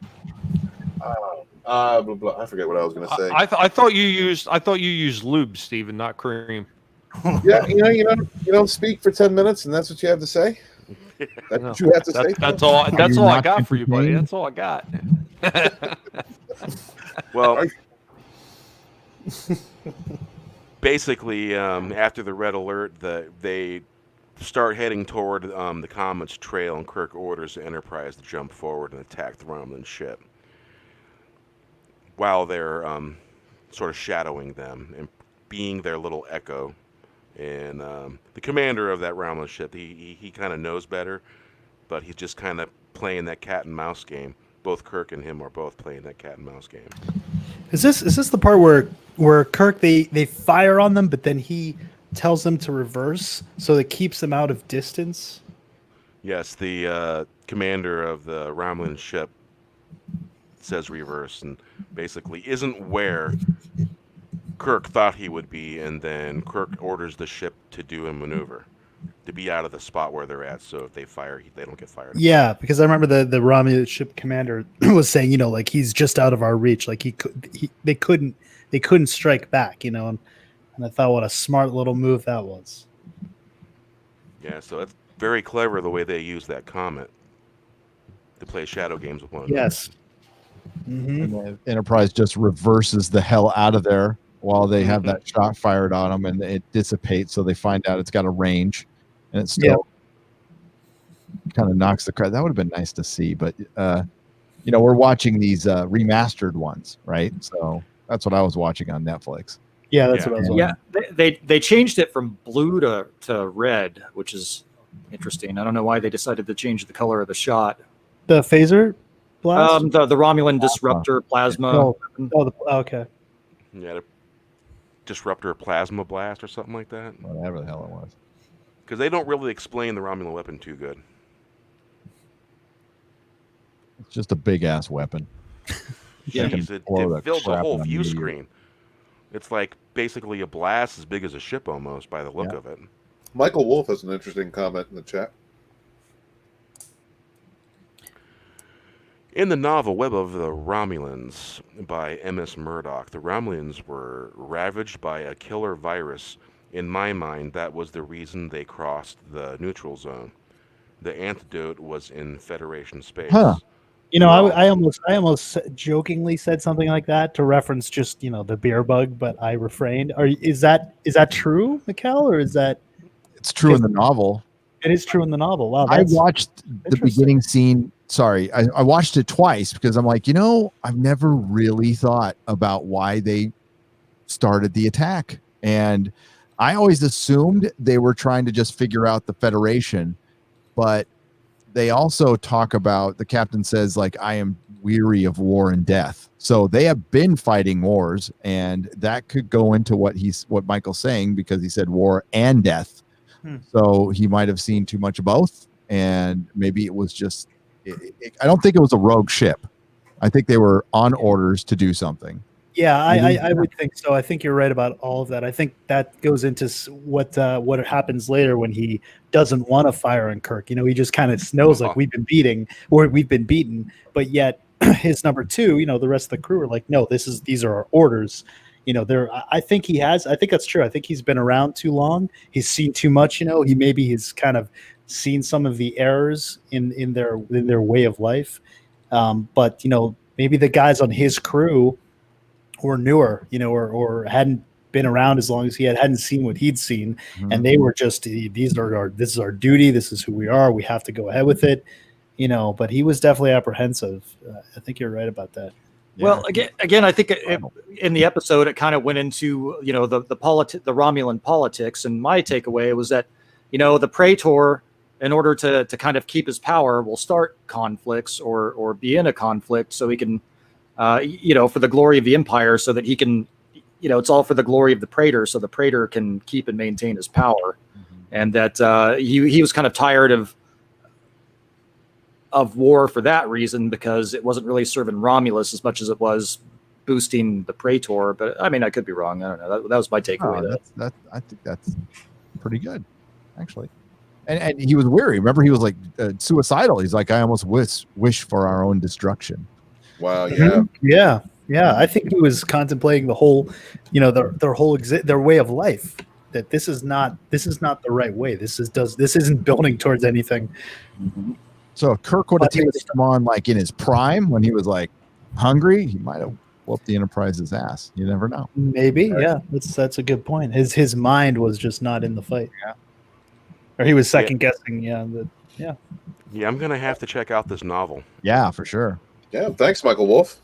Yeah. I copied and pasted the information. I'll put the name and all that in the console chat. Cool, brother. Thank you. Yeah, thanks for that. Yeah, that's one Star Trek book that I haven't read. Michael, is it Michael or Mikhail? I always call you Mikhail. I'm sorry if I had that wrong. Mikhail. It's Mikhail. Oh, it is. Okay. I thought we'd asked him that before. Okay. What's the next scene, Bear? The Romans are fighting the Klingons. Oh yeah. Basically, Kirk and crew is determined to prevent the Romulan ship from re-entering the neutral zone. Kirk orders another barrage of phaser fire. Unable to stop the Romulan ship and aware of the consequences, Kirk orders the Enterprise into the neutral zone. Basically, displaying restrained emotion as his friend dies. Intense scene, man. Intense. The Romulan commander orders all debris and saddle the body of his friend. Oh man, what a great scene that is too. That was just intense. Yeah, cold. Yeah, that kind of reminds me a little bit of Wrath of Khan too, where Joachim, where Khan is yours is superior. Yes. Yeah. Yes. So yeah, I can see where they got ideas from this episode. Yeah, I really do. I didn't really think about it before, but you're right. I never did either. And I shall have him. I have the director's cut of the Wrath of Khan. Is there any difference? Is it with just extra scenes? I think there might be a couple alterations, but I don't think it's really too much different. I think there's just a little bit more added. Yeah, I love it. Director's cut. I love it. I guess Spock and Kirk are climbing up the turbo shaft, and Kirk says, "That young man, he's my son." Fascinating. So, and then they established the young ensign that died as being Scotty's nephew. Yep. Really? He stayed in his post. Oh man. Yeah. But it showed. I think that moment too was probably it just slowly built this commander of the Romulans, just doubting everything. I think he thought, I gotta tactically, I'll send this dead body out with the debris, but yet I think deep down he kind of knew how wrong that was. I think he just kept thinking, this is wrong, this isn't right, this is wrong. He just kept going with protocol. And it's great acting with Mark Leonard too, because he gives the performance, even though it's somewhat stoic, you can see kind of the pained look on his face when he says, "And the body of the Centurion." Mm-hmm. Yep. That's Mark Leonard. Yes, it is. It also builds upon it later on. You can look back upon that and think that their Secret Service. There's not their secret service. Their Secret Service. Yes, the Secret Service. Do they have badges? Badges or badges? Yes. How an organization like that would most likely have been in power at that time too, and maybe causing weight for these commanders to do and act the way that they want them to. There's a really good episode to introduce you to this race that stayed with us for decades after. Cool, Mikhail, I got that image you sent. We don't need no stinking badges. That was my grandfather's favorite line. I prefer the Weird Al version, Badgers. Yeah. Yeah.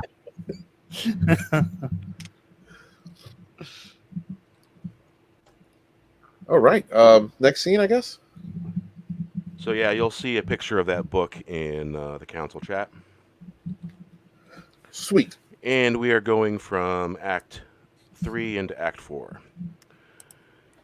So it's come down to the waiting game, and you know, it's that tension of that submarine warfare they got going on. Everything's being quiet. You know, they're building that moment, and both ships are powered down in the neutral zone to prevent detection. The Enterprise has been powered down for 9 hours and 47 minutes. Kirk tries to rest in his quarters, and this is this part where he's kind of doubting himself, you know, kind of feeling he's starting down. to doubt himself. Yeah. Yeah, and you know, Yeoman Rand, she's just so in tune with what Kirk's feeling. She always knows that he's feeling down, and you know, she's there trying to ask him if he needs anything, and this is pretty much where McCoy enters, and McCoy's always got that funny look on his face when a woman's in Kirk's quarters for some reason. You know, What's You up? notice that look? he's seen that. He's played that game. Yeah. He's seen that. Smells like sex in here. Right. Patchouli. And so this is the part where Kirk just wishes he was on a cruise somewhere with no responsibility. He admits to McCoy. Yeah, we had a moment of Kirk questioning, what if I'm wrong, Bones? Yeah. Yeah, he talks about being on a cruise ship with no deck tennis, or I'm like, deck tennis? Jesus Christ, this Deck show. tennis. Well, you know, when there's deck tennis, there's girls wearing short skirts playing tennis. Kirk would love That's what he was that. dreaming about. That's right. So McCoy just puts his hands on Kirk's shoulder and gently says, in this galaxy, there's a mathematical probability of 3 million Earth-type planets, and in all the universe, 3 million galaxies like this, and in all that, and perhaps more, only one of each of us don't destroy. The one named Kirk. Yeah, this is a great moment. Yeah. On second thought, don't show Kurtzman that scene, because that's how they're going to weave and retcon a love affair between Dr. McCoy and Oh my god! Now you just gave me the idea, Gary. they already were going to try it anyway. They I already. watched too much Star Trek Discovery. Make Kirk a pansexual. Well, didn't they? Wasn't there a rumor they were trying to make Kirk bi or something? Yeah. Well, that you know where that comes from? That oh my god, Slash. You know what Slash fiction is?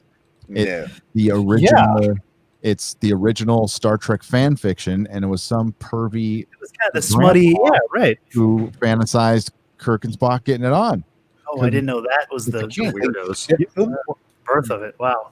You know how Howard Stern, you know, he liked lesbians. You guys remember that, right? Oh yeah. Oh yeah. Mhm. Oh yeah. Well, I found out that girls like the same thing for dudes. So it's Really? we're Really, I obsessed. thought that was always not a thing. Oh, for girls them. like all. sausage Hashtag smoking? not all, but Oh, okay. Interesting. it's a That's right. thing. It's a fetish. Yeah. Oh. So that's where fan fiction came from. So not all of it. Okay, fan fiction actually came from the zine scene. God, that could go. You can track that back to the 30s probably. But the Access Media will run with the narrative that fan fiction was started by that pervy grandma. Hadn't heard of that. Oh, the more Like, you know. yeah, we got this old lady in the back room, and she's writing all these pervy stories for us, and we're Yep. just interpreting them. You take a scene that's like so beautiful and wholesome, and then you just totally do a That's 180. Hollywood in 2020. You can't wholesome. Yeah. Ooh. The Last of Us 2. The Last of Us 2. A game I could care less about, but that story is so depraved, and it's so perfect for what storytelling is right now. Yeah, yeah. Went in dry too. I mean, Jesus, like no idea in that. God, we played Mahler's reaction to it on Friday, which is pretty hilarious. Did you? I gotta see it. Oh man. Oh, it's hilarious. It's on his Twitter. I love Mahler. Yep. Jesus Christ. You do have something. You do have a nice parallel though with the two captains. Because they're both. They do a great job showing both of the states that they're in mentally and emotionally. Because you see Kirk kind of doubting himself with his being the leader, making the right decision, and at the same time you're seeing the Romulan kind of doubting his whole culture. Whether not really himself, but really their lifestyle. Is this right? Is this the right way to be living? It's nice, that parallel there. Seeing the arc in their struggle. Imagine that. Give it that Roman. Seeing an arc in anything. An actual real human struggle in a character. Stuff was written good back then. Yeah, there's another subtle moment that we might have skipped over that I thought was really good, and that's when Yeoman Rand is on the bridge and she and Kirk are close, and the weapon is coming at them, and they kind of embrace just for a second there, a display of emotion, a dropping of the roles for a second. Usually, I thought that was a nice moment. Yeah, and it thought it was over.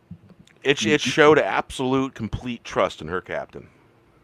I think that's just. I think there was a little more going on there. Just Kirk taking the opportunity, right? Well, perhaps. She was the one that approached him. Yeah, she did the grabbing on. Of course she did. Well, of course she did. He's Kirk. Yeah. And he just took the opportunity. Never let a good crisis go to waste. That's right. That's what Kirk was doing. That's what he was thinking. Thank you, William Shatner. Yep, he was working out to get enough time to shag. He's like, unfortunately, we don't. So I have to just a hug here at the end. Get what I get. And it's like, You can rub up against something if you like, just a little. Oh, whoops! Darn it! I hate it when a joke goes over my head. So.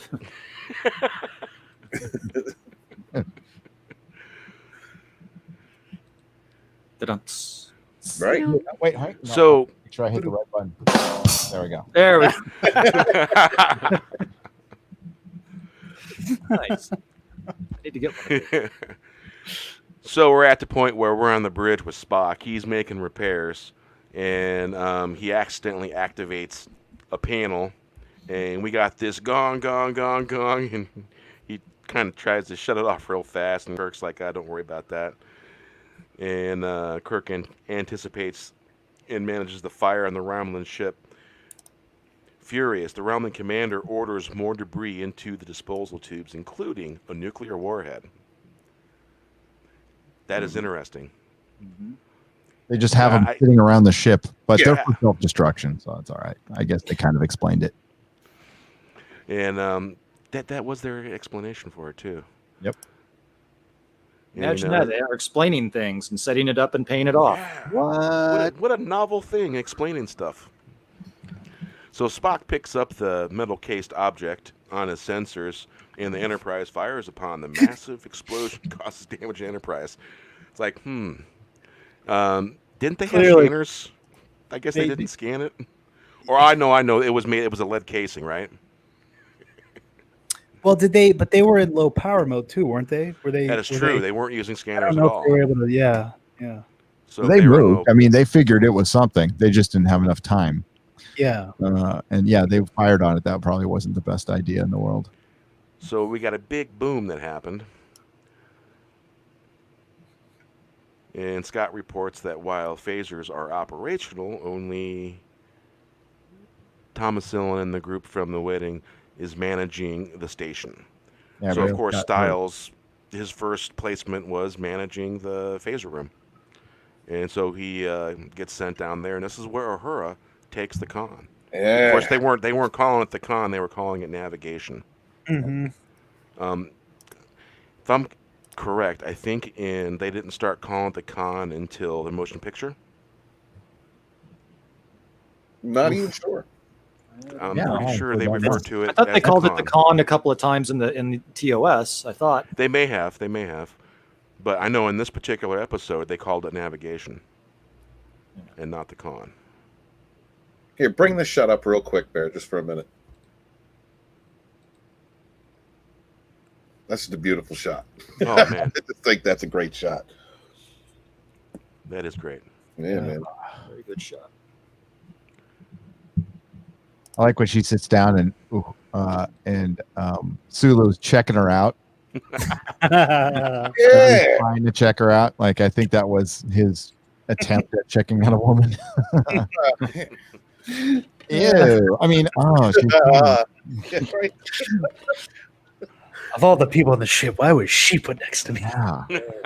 I like that butch bigot that was sitting next to me. Who does it's is it Rob from Midnight's Edge who does like a fantastic Zulu? Oh boy.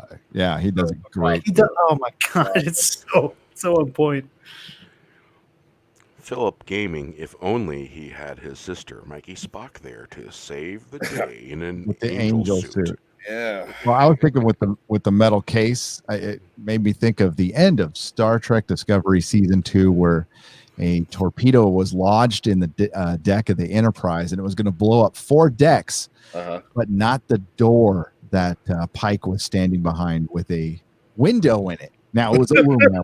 Okay, it was brushed aluminum, but it was a door, so it blew out the explosion, I guess, was directional. It didn't blow up 360 degrees. It just blew out one side, and he was just fine behind a little door. Wow. I couldn't do it, man. I had to check out about halfway through that season, and I just started watching y'all get the highlights. Couldn't do it. Discovery is just so bad. It makes you yell at the television, like you're completely calm, right? Yeah. When the episode starts, and you just start screaming by the end. You sound like a crazy person. And I'm like, this show is making me insane. It literally is making me insane. Thank you for your sacrifice. Oh. What's up, Bionic? So I'm going to make a prediction here. And I made it before, but okay. I don't know if the writers are even smart enough to do this, but Michael Burnham will end up being God, not a god, but the god, and everything that happened will just have been her wanting to experience a corporeal existence. Well, you say that, and you're joking. And everything I remember when we heard Spock was going to be in season 2, we were joking that Michael Burnham is going to make Spock the Vulcan that he is. He will not have been a full-fledged Vulcan until he meets her, and that ended up being the case. And we were like, hey, motherfucker, we were joking. So now you say that, you know that Michael Burnham's mom's name is Gabriel. Michael. Oh my god.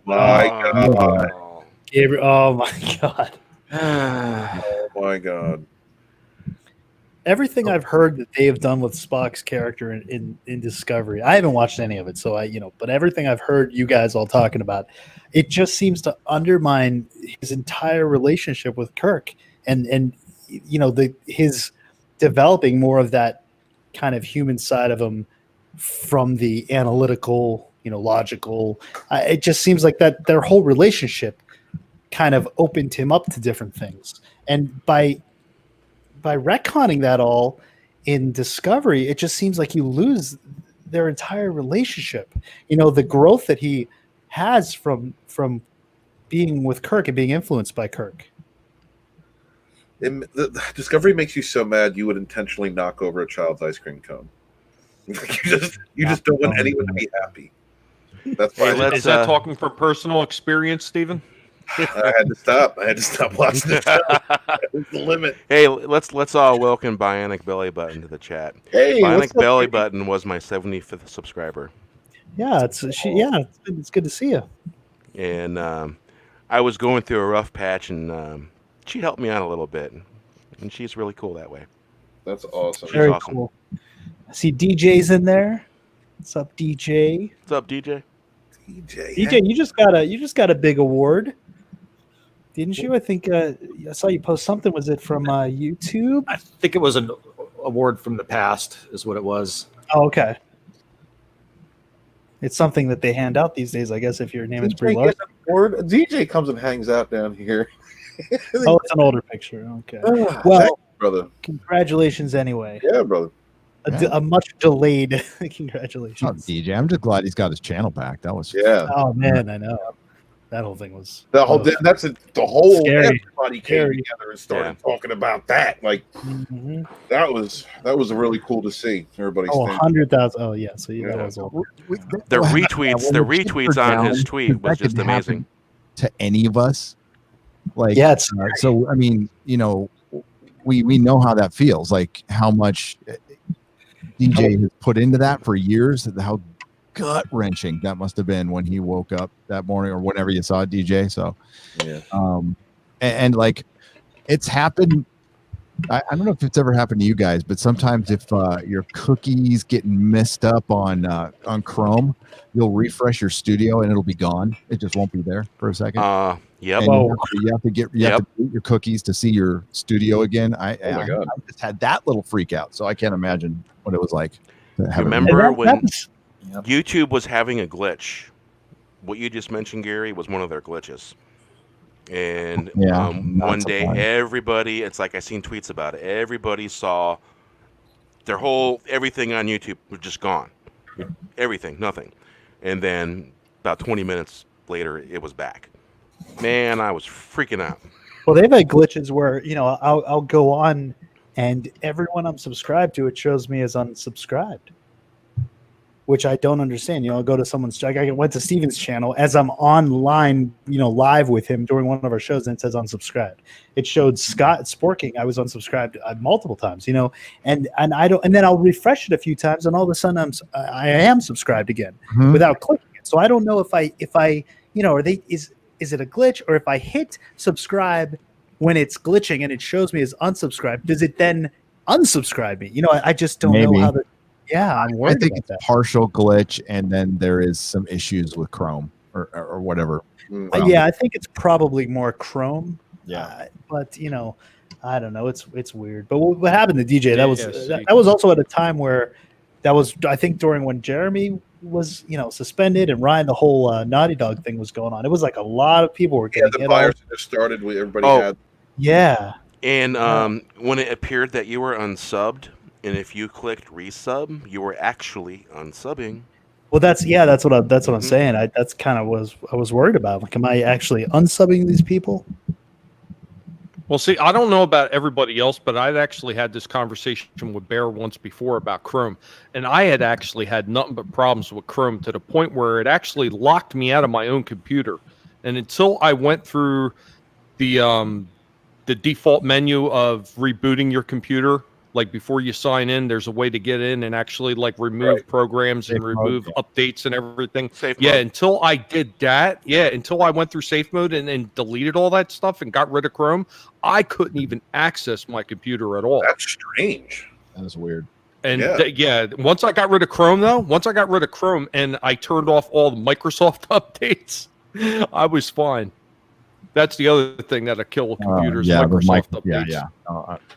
Just bought a new camera. I can't hook it up because of a Microsoft update. So, shit, that sucks. I'll figure it out. I gotta call some. If I ask my oldest son, which I just have to swallow my pride and do that. In 2 seconds. So. Hey, isn't he the computer wizard? Yes, he is, and he's really humble, super humble, just like his mom. So I'll hear about it for the rest of my life. I've actually built a computer tower once. Well, yeah, you're pretty good with computers, Bear.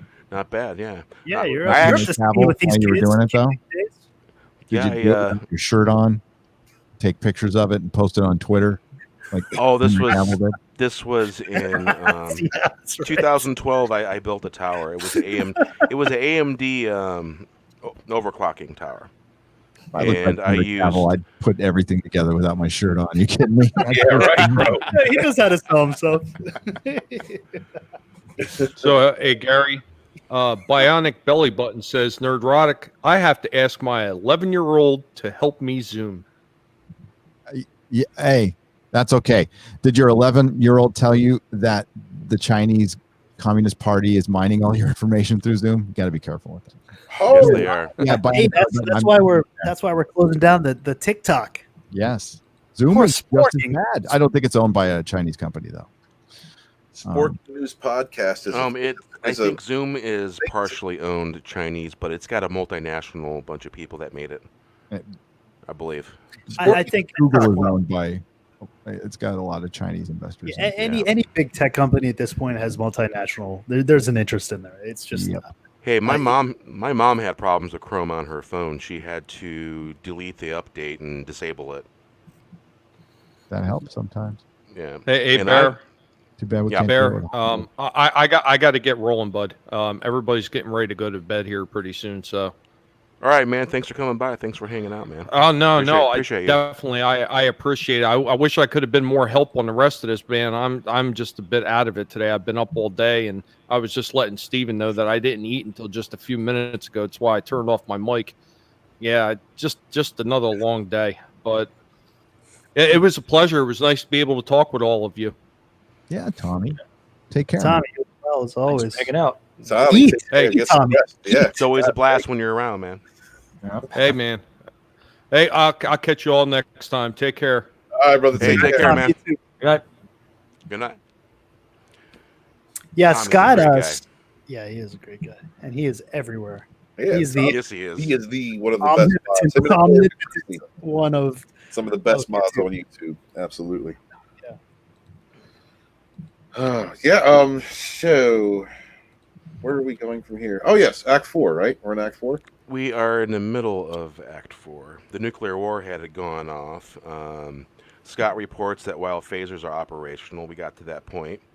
The Enterprise is tried to. Yeah, basically the Enterprise is playing dead. Despite reservations, the crippled status of the ship, Romulan commander is reminded by Decius? Is it Decius or Dacius? Decius? Clobbering that name. That is the commander's duty to crush the enemy. The commander then reluctantly gives the order to attack. Meanwhile, Spock's checking on the phaser crew. Style coldly remarks that we'll handle things without your help, Vulcan. Man, pretty blunt there, I'd say. He's got a problem with Spock. We're racist around here. Get out. Yeah. So after Spock leaves, however, the phaser coolant starts to erupt. Can't see it here. Yeah. And so the Romulan ship moves into the attack. Kirk gives the order. Both Tomlin and Styles have been overcome by the coolant fumes. Realizing the danger, Spock hears the captain calling the phaser room, and the phaser room's not answering. And so, of course, Spock goes back to the phaser room and goes back there and makes sure the phasers are fired. And he saves the phaser crew at the same time. Because he's Spock. But you know what's great about this scene too, because it's this is early on, so you're still kind of getting to know Spock, and he says when he's asked, the guy who's dying says, "Well, I wouldn't have been, I almost died. I wouldn't have been here if it weren't for Spock." And Spock says, I was just saving an officer from doing his duty or something, whatever he says, very technical, logical, and you wonder. Is that actually true? Would Spock had just let him die otherwise? Because he's very logical, right? Because at first you think, well, Spock's got a heart. He went back and he's got two hearts, but he went back and saved him. But then you think, I don't know. He only saved him because he had time to save him. It was right. It was a logical thing to die to press that fire button, and he basically said that. Yeah, you could interpret maybe his human side made him do that a little bit, but well, I think that's the first thing you think, as watching the show. I think, because we're human, we interpret it that way. But when you really think about it, and maybe the intention of the writing was, no, he just did it because it was logical. He would have let him die otherwise. Yep. Which is like another great moment where you're, the layers of getting to know these characters. Yeah. But Alex Kurtzman has made Vulcans they're racist. They're they're logic fundamentalists. Wow. Yeah. Mm-hmm. Hey, Toxic Man Flu, he makes a really good point about a VPN. Because I just actually, through Avast, picked up a VPN. And I've done some live streams twice now with VPNs. And I have less problems than I normally do. Normally, the chat normally hears me robot just a little bit every now and then, and that hasn't been happening. And if you search Dark and put in Midnight's Edge in the promo code, you get 10% off. Yeah. That's odd. Why not? Hey, gotta get that cheddar somehow. Well, that's for a friend. Like I those guys let me mod over there. So, and I've learned from the great Tommy, and according to Christy. Hail Tom, hail Christy. So, I've discovered that I've had less problems with VPN on. Interesting. Well, that's good. Isn't there websites in England that you can watch free TV on? If you use a VPN, you can use iPlayer. Because when you sign up, they ask you, they go, "Do you have a TV license?" And you say, "Yes," and they believe you. Yeah. Because when I got a VPN, I specifically remember you talking about watching. Yeah, I was watching Doctor Who on the iPlayer. Yeah. So I'm gonna look into that. Yeah. Sure. Oh, Bionic says I have a VPN set up. Sometimes I get the weirdest ads for other countries. It depends on the VPN you have and where you're logging into, because you can certain ones will allow you to choose the country, so you will get it'll put whenever you go to a website, it'll put your region as that country. Now, if you don't have one, you might want to check your settings depending on the VPN you have.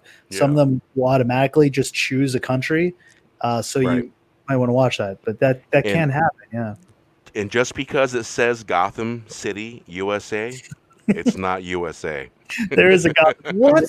Yeah, there is a Gotham City. I know. And it was specifically built for live streaming. That particular one, but it's some weird country. Because I noticed on my YouTube channel, I'm like, why is it got that weird couple Z something letters next to it? I forget what country it was. But I was like, yeah, I'm gonna have to look into that. Yeah. But yeah, I've noticed I've had less problems. Good to know. Yeah, it's interesting. Check it out.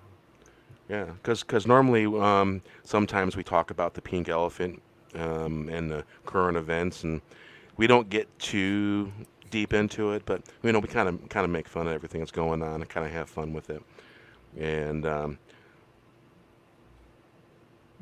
YouTube can basically shadow ban you when you're talking about certain things. Yeah, they sure can. Boy, I tell you, on some of the streams that I've been doing on my conspiracy show, I really get not seen at all. Yeah, that's why we moved Exozone to Doomcock, and I moved him to our alternate channels. We were noticing a bit of that just when we were talking about UFOs, and this was before anything got really too crazy. It was even before the adpocalypse. Where are you doing that now, Gary? What's your sub channel? It's Nerdrotic Live. It's my alternate channel. We haven't done it in a while because I'm moving, so I'm completely overbooked right now as it is. But we're not going to get back to it till probably early September. We're going to get back to it. Okay. Yeah. Did you guys have a chance to talk about the before you stopped doing it? The government basically saying, spaceships, like otherworldly craft. Who was that final? Who admitted it? It was just otherworldly vehicles. Otherworldly vehicles. That the footage on Tucker Carlson, which is well known now. But then we just did that article where who was it that came out with the statement that they have material that was not found, not be replicated on this earth. Yeah, it's crazy.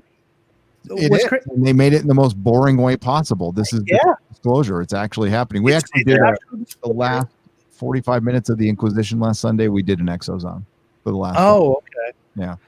It's crazy. It's out in the open, and yet, I think part of it is they're doing it, like you said, it's a boring way, and then also everyone's so distracted right now with everything that this stuff.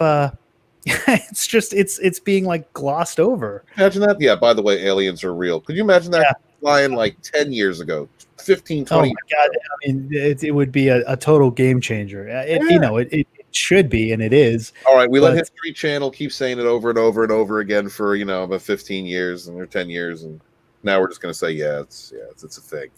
Yeah. While all this is going on, it's just this should be more of a meaningful event than it is.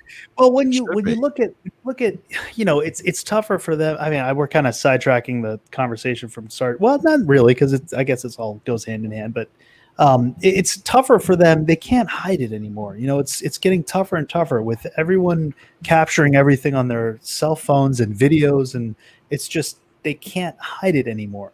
So people are there's more people believing that they're covering it up than that they're telling the truth, that it's whatever swamp gas or the air, all the weather balloons, everything they've been saying for 60 years now, 70 years now. We've also been inundated with fake news for the last 8 years. 8 years. You throw that in the mix. Well, in your face propaganda. Well, ever since Mocking and Bird and all that stuff got started, and all that stuff. Well, the hardest thing that Doomcock and I have been trying to impress on people is that this is real, and there's people in the chat who just flat out refuse to believe the concept that it might be from, I'm not going to say aliens, but another dimension. There's something. I tend to think it's that maybe radar operator said this thing is one of these Tic Tac things was 40 feet long, and there was a bunch of them, right? So it went from the surface of the water or from the atmosphere to the surface of the water in 3/4 of a second without sonic boom. That's impossible. Wow, that's impossible. Those based are on our microseconds. If you have to adhere to our laws of physics, then that's impossible. If you don't, then Gary, check out my video. I've got a couple things I've caught on video myself. A couple experiences. Cool. Yeah, I'll check it out. Hell yeah. Video.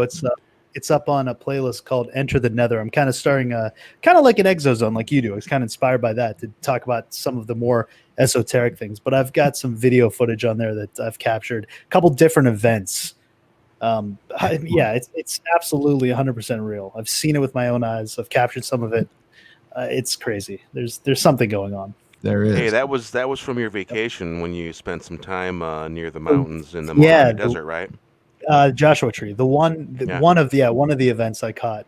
Yeah, because I was putting that stuff live on Twitter. I love Joshua Tree. I used to camp every fall. Yeah, there's some crazy stuff going. Have you ever seen anything when you were? No, I've tried. Believe me, that's why I went to Joshua Tree. We'd go out there bouldering and off-roading, and then at night I'd get my telescope out and stare at the stars for hours. And I saw satellites. I didn't see shit. No, there's some crazy stuff. There's also a military base around there, so there could be some overlap. I don't know exactly what it was I was capturing, but there were bright orange kind of orbish lights that would appear. They were definitely not flares. I'm well aware of what flares are. They weren't flares. It's the brownies, the brown coats, toxic man flu. But yeah, they were appearing.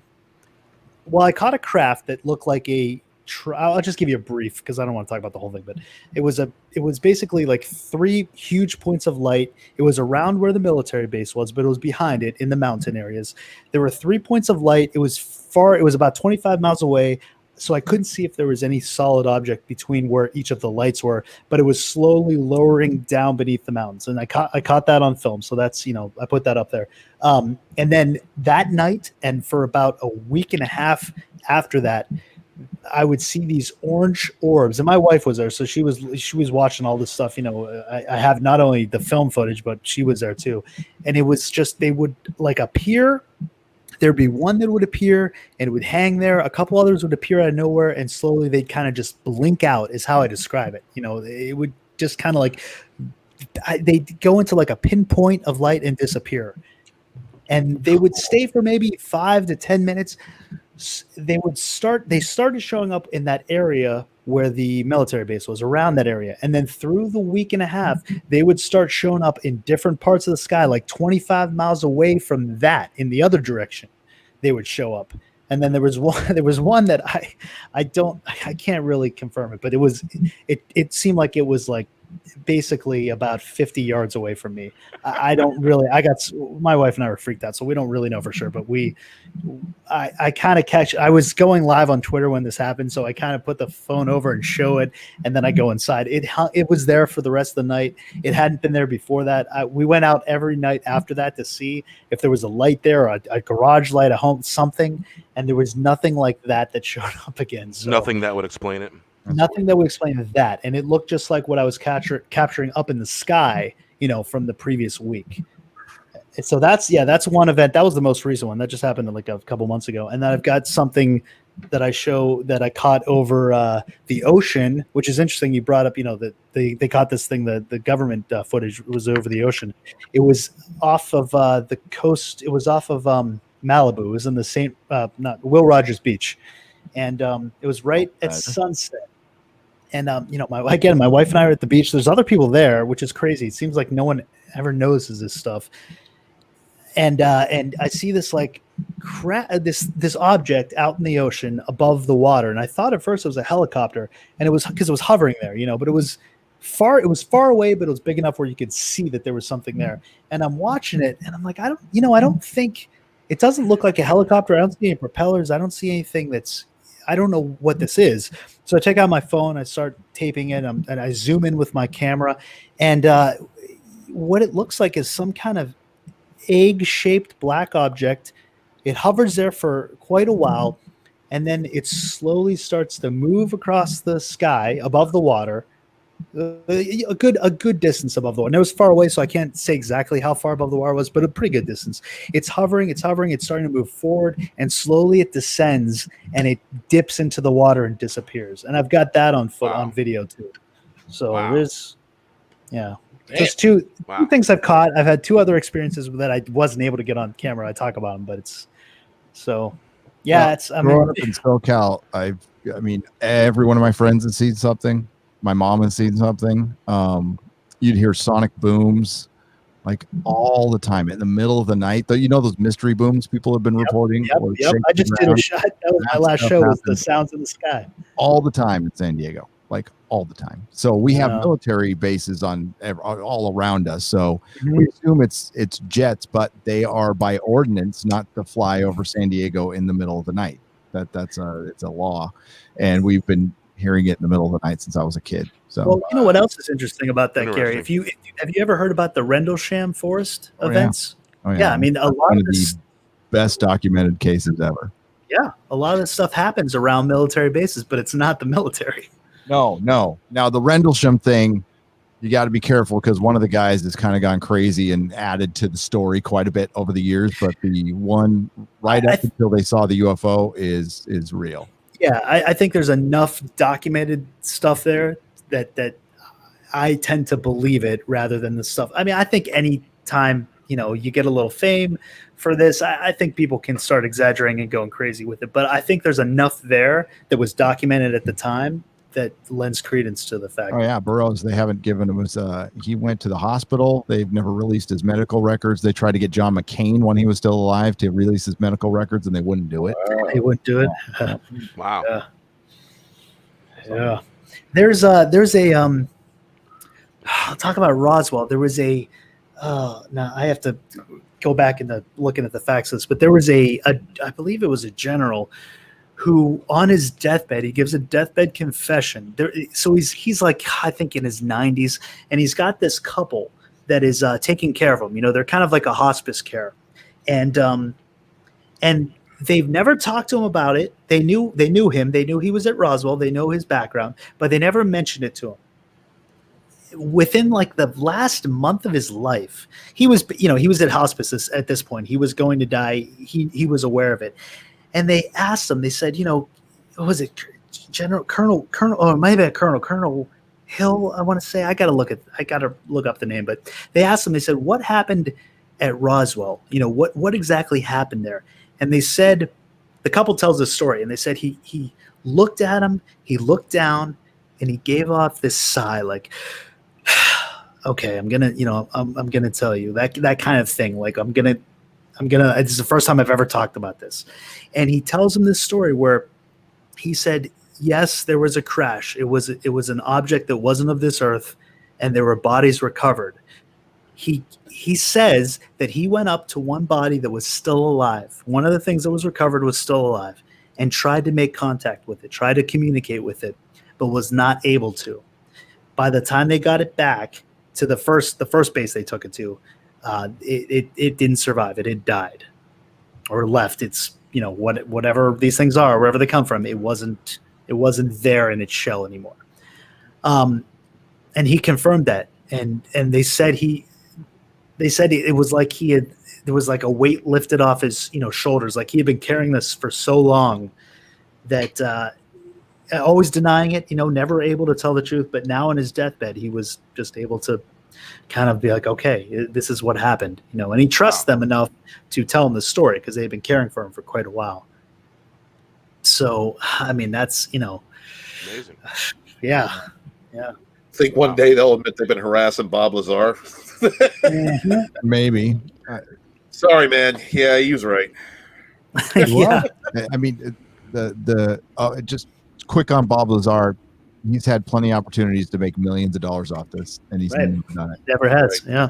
Right. I mean, he stayed away from it, intentionally tried to stay away from it. He hates talking about it. Yeah.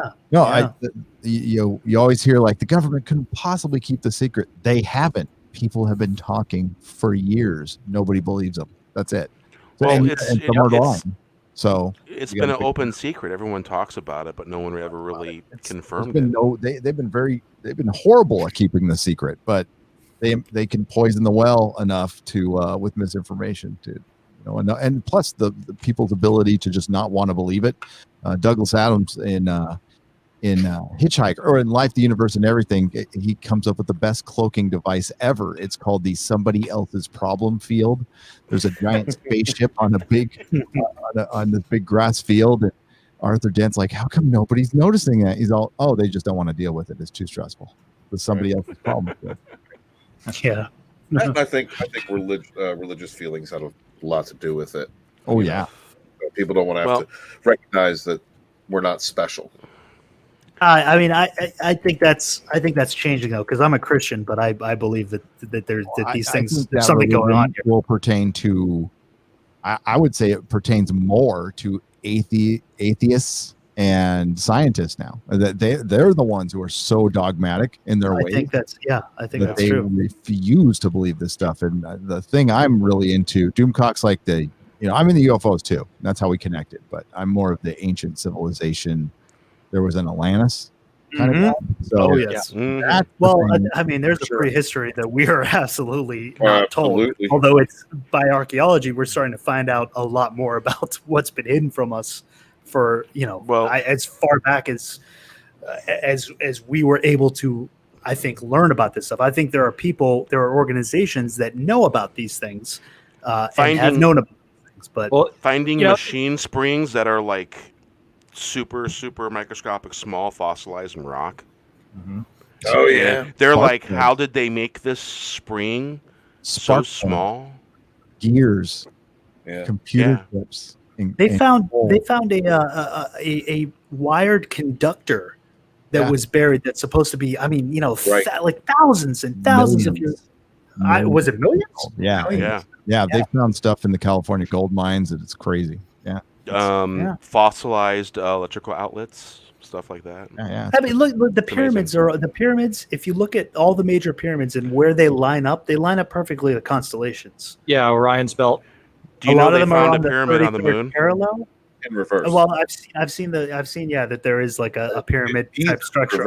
Well, not only that, but the pyramids are supposed to align with the age of Leo, and so that kind of gives a timeline with the sky of maybe when they're created. And so they think that, 12,000, 24,000 years ago, because that's when the age of Leo was. Hail Leo, by the way. Hell yeah. You're Leo.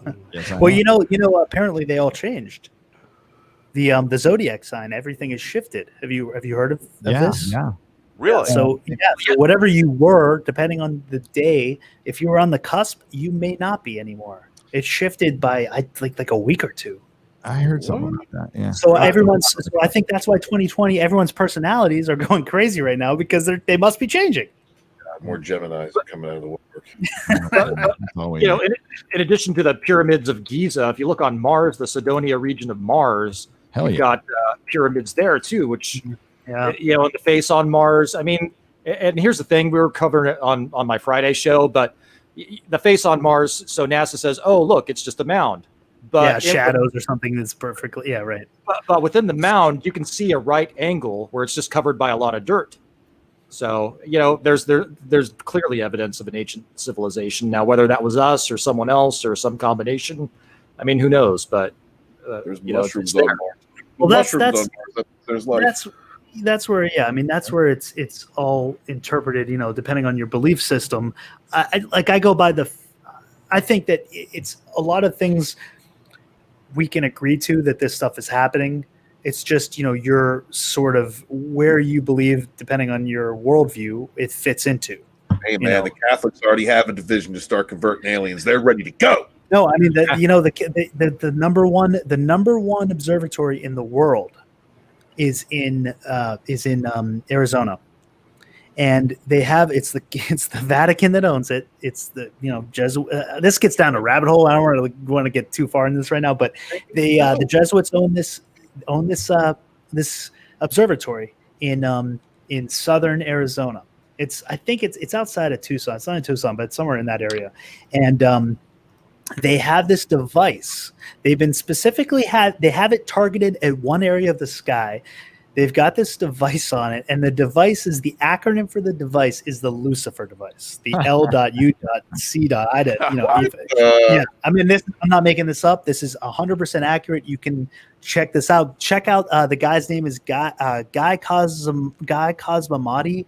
He's an Italian guy. He worked, not anymore. He worked for the Vatican, and he had given interviews where he talks about this stuff, and it's been documented since.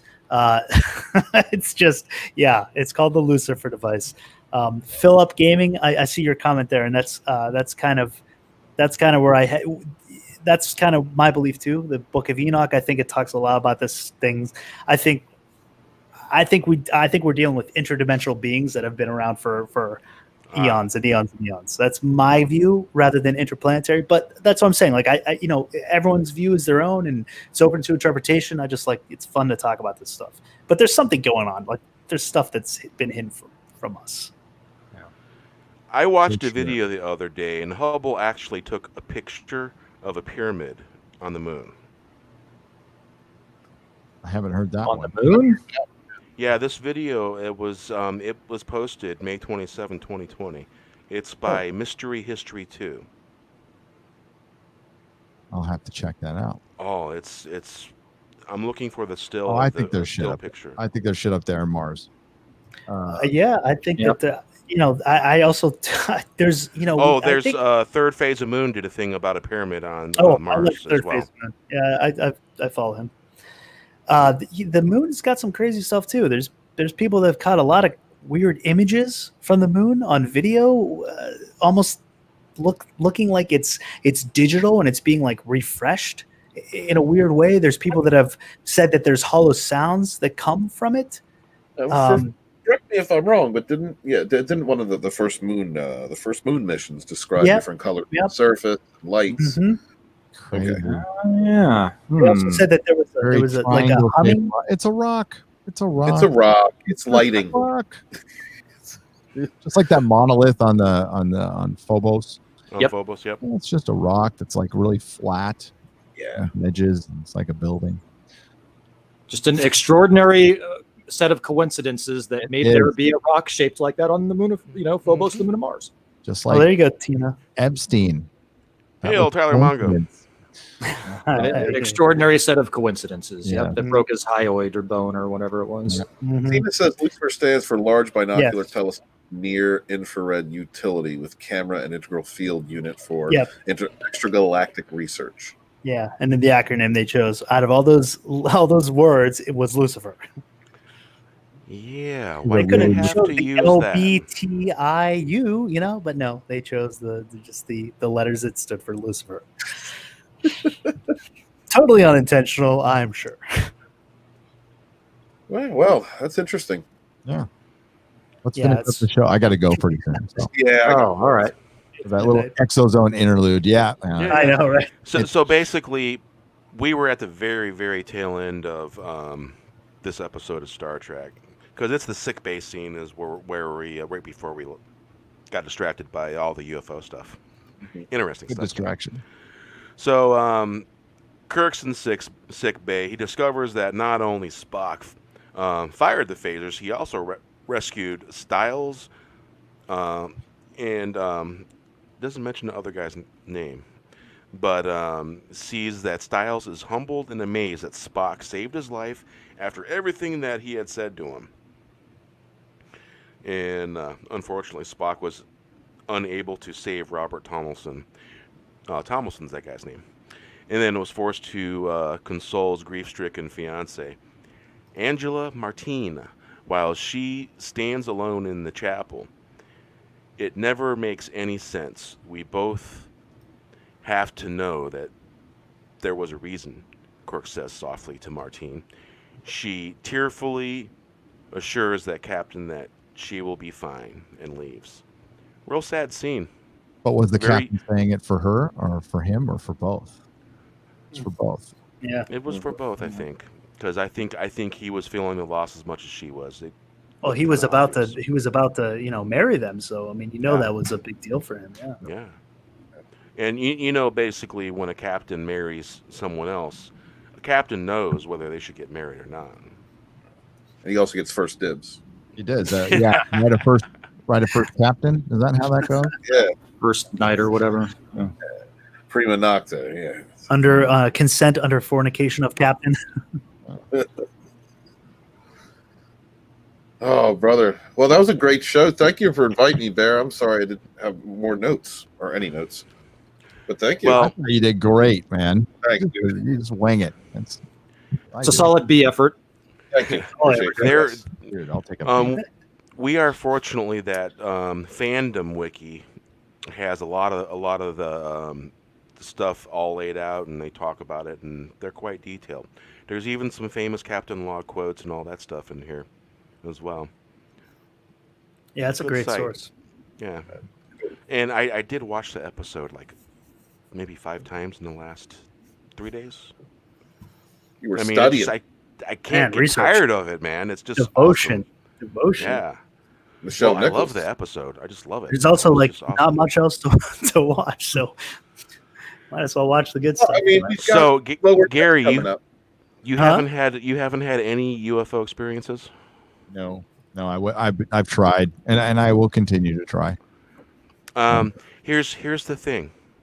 Don't try.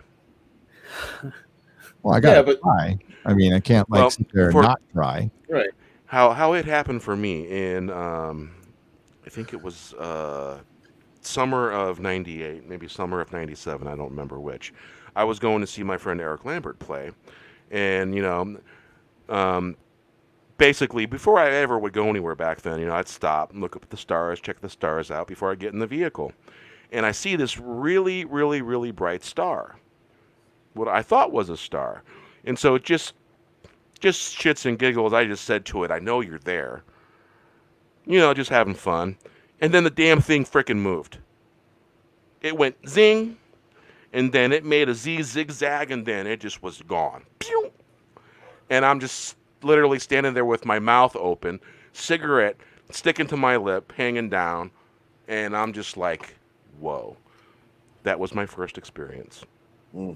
I don't need no experiences. All right. Cousin Travis had an experience. I don't know more Waltons need any more experiences. And there was the other time when I was. Are you really related, or are you just messing around? I'm just fucking around. No, okay. He's, whoa, I love Travis Walton. I met him last year. He's freaking cool as hell. He's from PA, and the Waltons, my branch of the Waltons come from PA. So I mean, if he's related to the Byberry Waltons, then I don't know it. The Byberry Waltons? Yeah, found at Byberry Road, right off High Street, Philadelphia. Were you fighting with some other Waltons? Is there I don't know. There's a lot of different Waltons. We had some Jebediah Waltons. Waltons? Yeah, we've had Amish Waltons. Mostly Quakers. Did you have a neutral zone that one faction of the Waltons? I think it actually shaped. the bubble on the top of Delaware that cuts into the Pennsylvania, so it had something to do with that. Yeah, my dad's actually from Heidelberg area of Pittsburgh. See, that's right. I forgot your dad was from Pittsburgh. Yeah. That's where I hail from. Gary may find this interesting. My dad owned a furnace business in San Francisco from, I think, 69 to 70. Right. So he probably furnaces to a lot of dirty hippies. Well, they didn't have any money, but back then, my dad was kind of a I don't know, criminal. And San Francisco. He didn't run an honest furnace business. Oh, dirty furnace. No. And I'll give you a little tidbit of script and /book movie that I'm gonna write. Basically, a mafia from one of the states, one of the southern states, wanted in on the business. And so at the time, my dad had big, huge guys in black suits with machine guns guarding us. And yes, my mom was building a little fort out of bundled stacks of cash, lots of it. And so my dad went and seen his buddy in a certain central southern state where gambling happens. And he goes to him, "Hey, I need your help, man. I got this other southern mafia over here, this other mafia people trying to get in on my business." And so this guy basically says, "I can't help you, man. I'm tied. It's like all I can do is I can counsel, and I can tell you what you should do and maybe what you shouldn't do." So what my dad does, he rapes the business, completely rapes the business. And he takes all the equipment, everything, and he takes all his employees, he pays to move them up to Portland, Oregon, to completely move the business up there and start it all over after he sold the business, the raped business, to the mafia. It's crazy. True story. Wow. Bear, I got to head out, buddy. I'm sorry. All right, brother, man, you have a good one. Thanks for stopping by. I got let's wrap this. It's midnight. Before you go, Gary, there's something I want to show you, and I want to get your opinion on this. Bear, if you could share the screen here. Does anything jump out at you there? Oh, boy. Oh, here we go. God. Anything jumping out? Here? Why are you doing this to me again? Steven Wall? Wait a minute. I can't see. Don't what zoom should be in. jumping out to me? Look at the woman in the white pants. Nothing should be. Nothing should be. Yeah. Yeah? Do you see something? Any idea? So you see it? I see the woman in the white pants. Do you see anything jumping out at you there? Maybe she's got some laundry to do. A sock filled with a slinky and sand. Oh, wow. Pay for. I didn't know what I was looking for until then. You had to point it out. I was a little. There is something jumping out there a little bit. Yeah. Any idea what that might be? Well, maybe there's a cucumber in her pocket or something like that. A roll of quarters. A roll of quarters. A roll of quarters? That's like I would say that's a large roll of quarters or something. It's a roll of silver dollars then. Is that Michelle Obama? No, that is Michelle Obama, yes. Yeah. Jesus Christ. Maybe this is why Ellen's getting canceled. Maybe this is it. This is why right here we're finding out. Is this video real? Oh my God. You know what? I honestly did not believe that. But now I'm like, I remember when she was on there, it was like people were immediately pointing it out. When this was right after this one was live. This is from years ago now, but this is a gift that Wes Moody imparts on everyone. Yeah, it's part of our hazing ritual. Oh my God. Yeah, I know Mike Barra mentions this a lot. He's a UFO guy. He's got a YouTube channel. He gets way out there, man. That's where I get my QAnon information. Oh yeah. Well, you got to stay up with the QAnon because there's always something going on with Q. Yes. But goddamn. It'll never be the same again now, right, Gary? It's shifted. It's 2020, man. Fucking aliens can land on that stage right now. I wouldn't be surprised. Right. That would make more sense. Oh, we're only halfway through the year, Gary. We got a few months left still. Ellen canceling herself. It must be bad if she's canceling herself. By the way. Oh, Maybe more to it than probably a lot of stuff that we don't know about. Well, that most people don't know about. Maybe she just wants to retire. That's it. I know Michelle Obama's podcast was trending on Twitter for 2 days in a row. So riveting. I wonder if she talks about packages.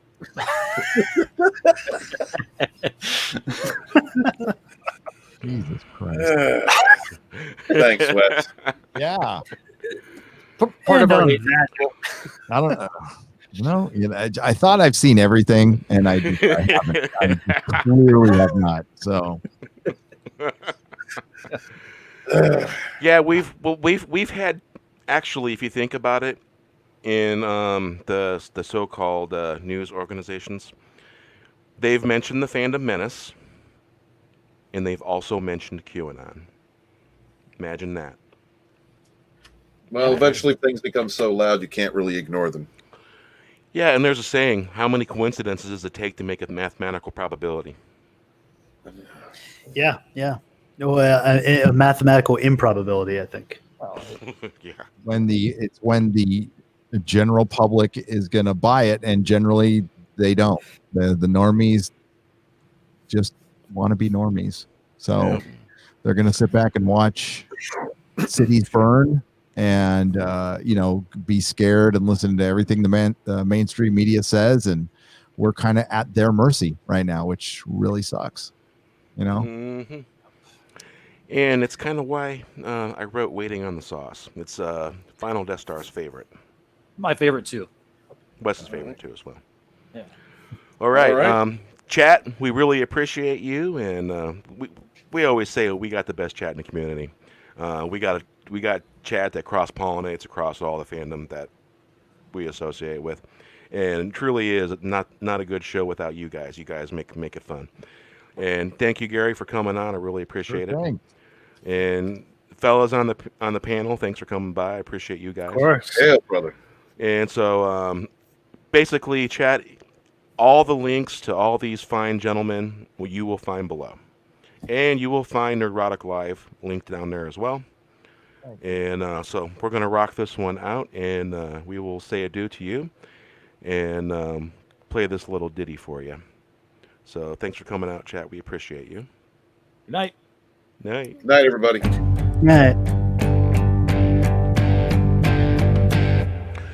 Been sitting here for 8 weeks now. 8 weeks times 2. It's 4:34 in the afternoon. Have you heard the sauce now? Just random info. We want the sauce. And we want the sauce. And we want it now. We want the sauce and we want it now.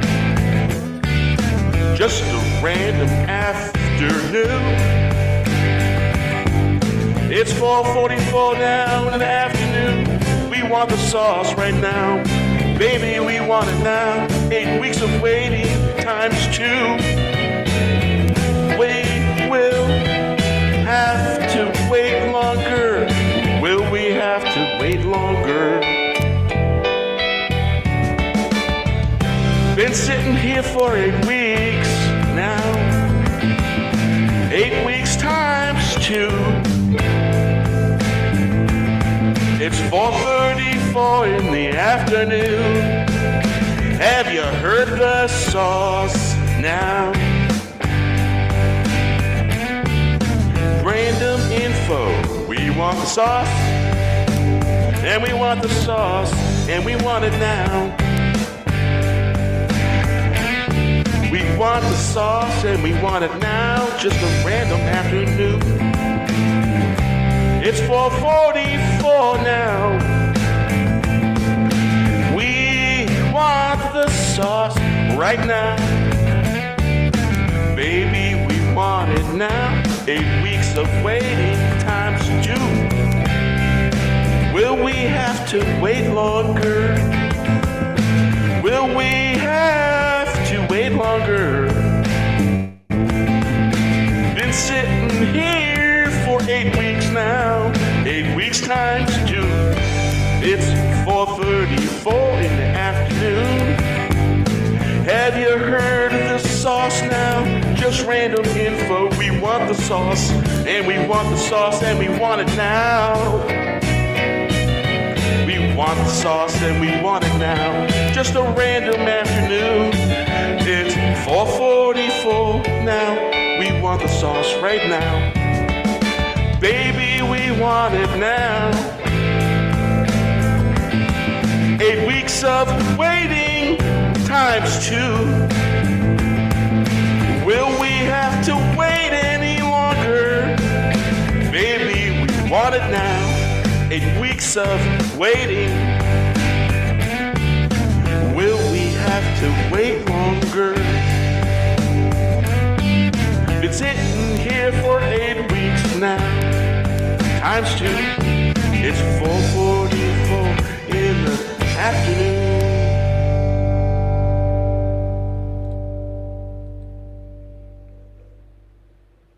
Good night, all. Thanks for coming out. Good night, everybody. Good night. See ya. See ya.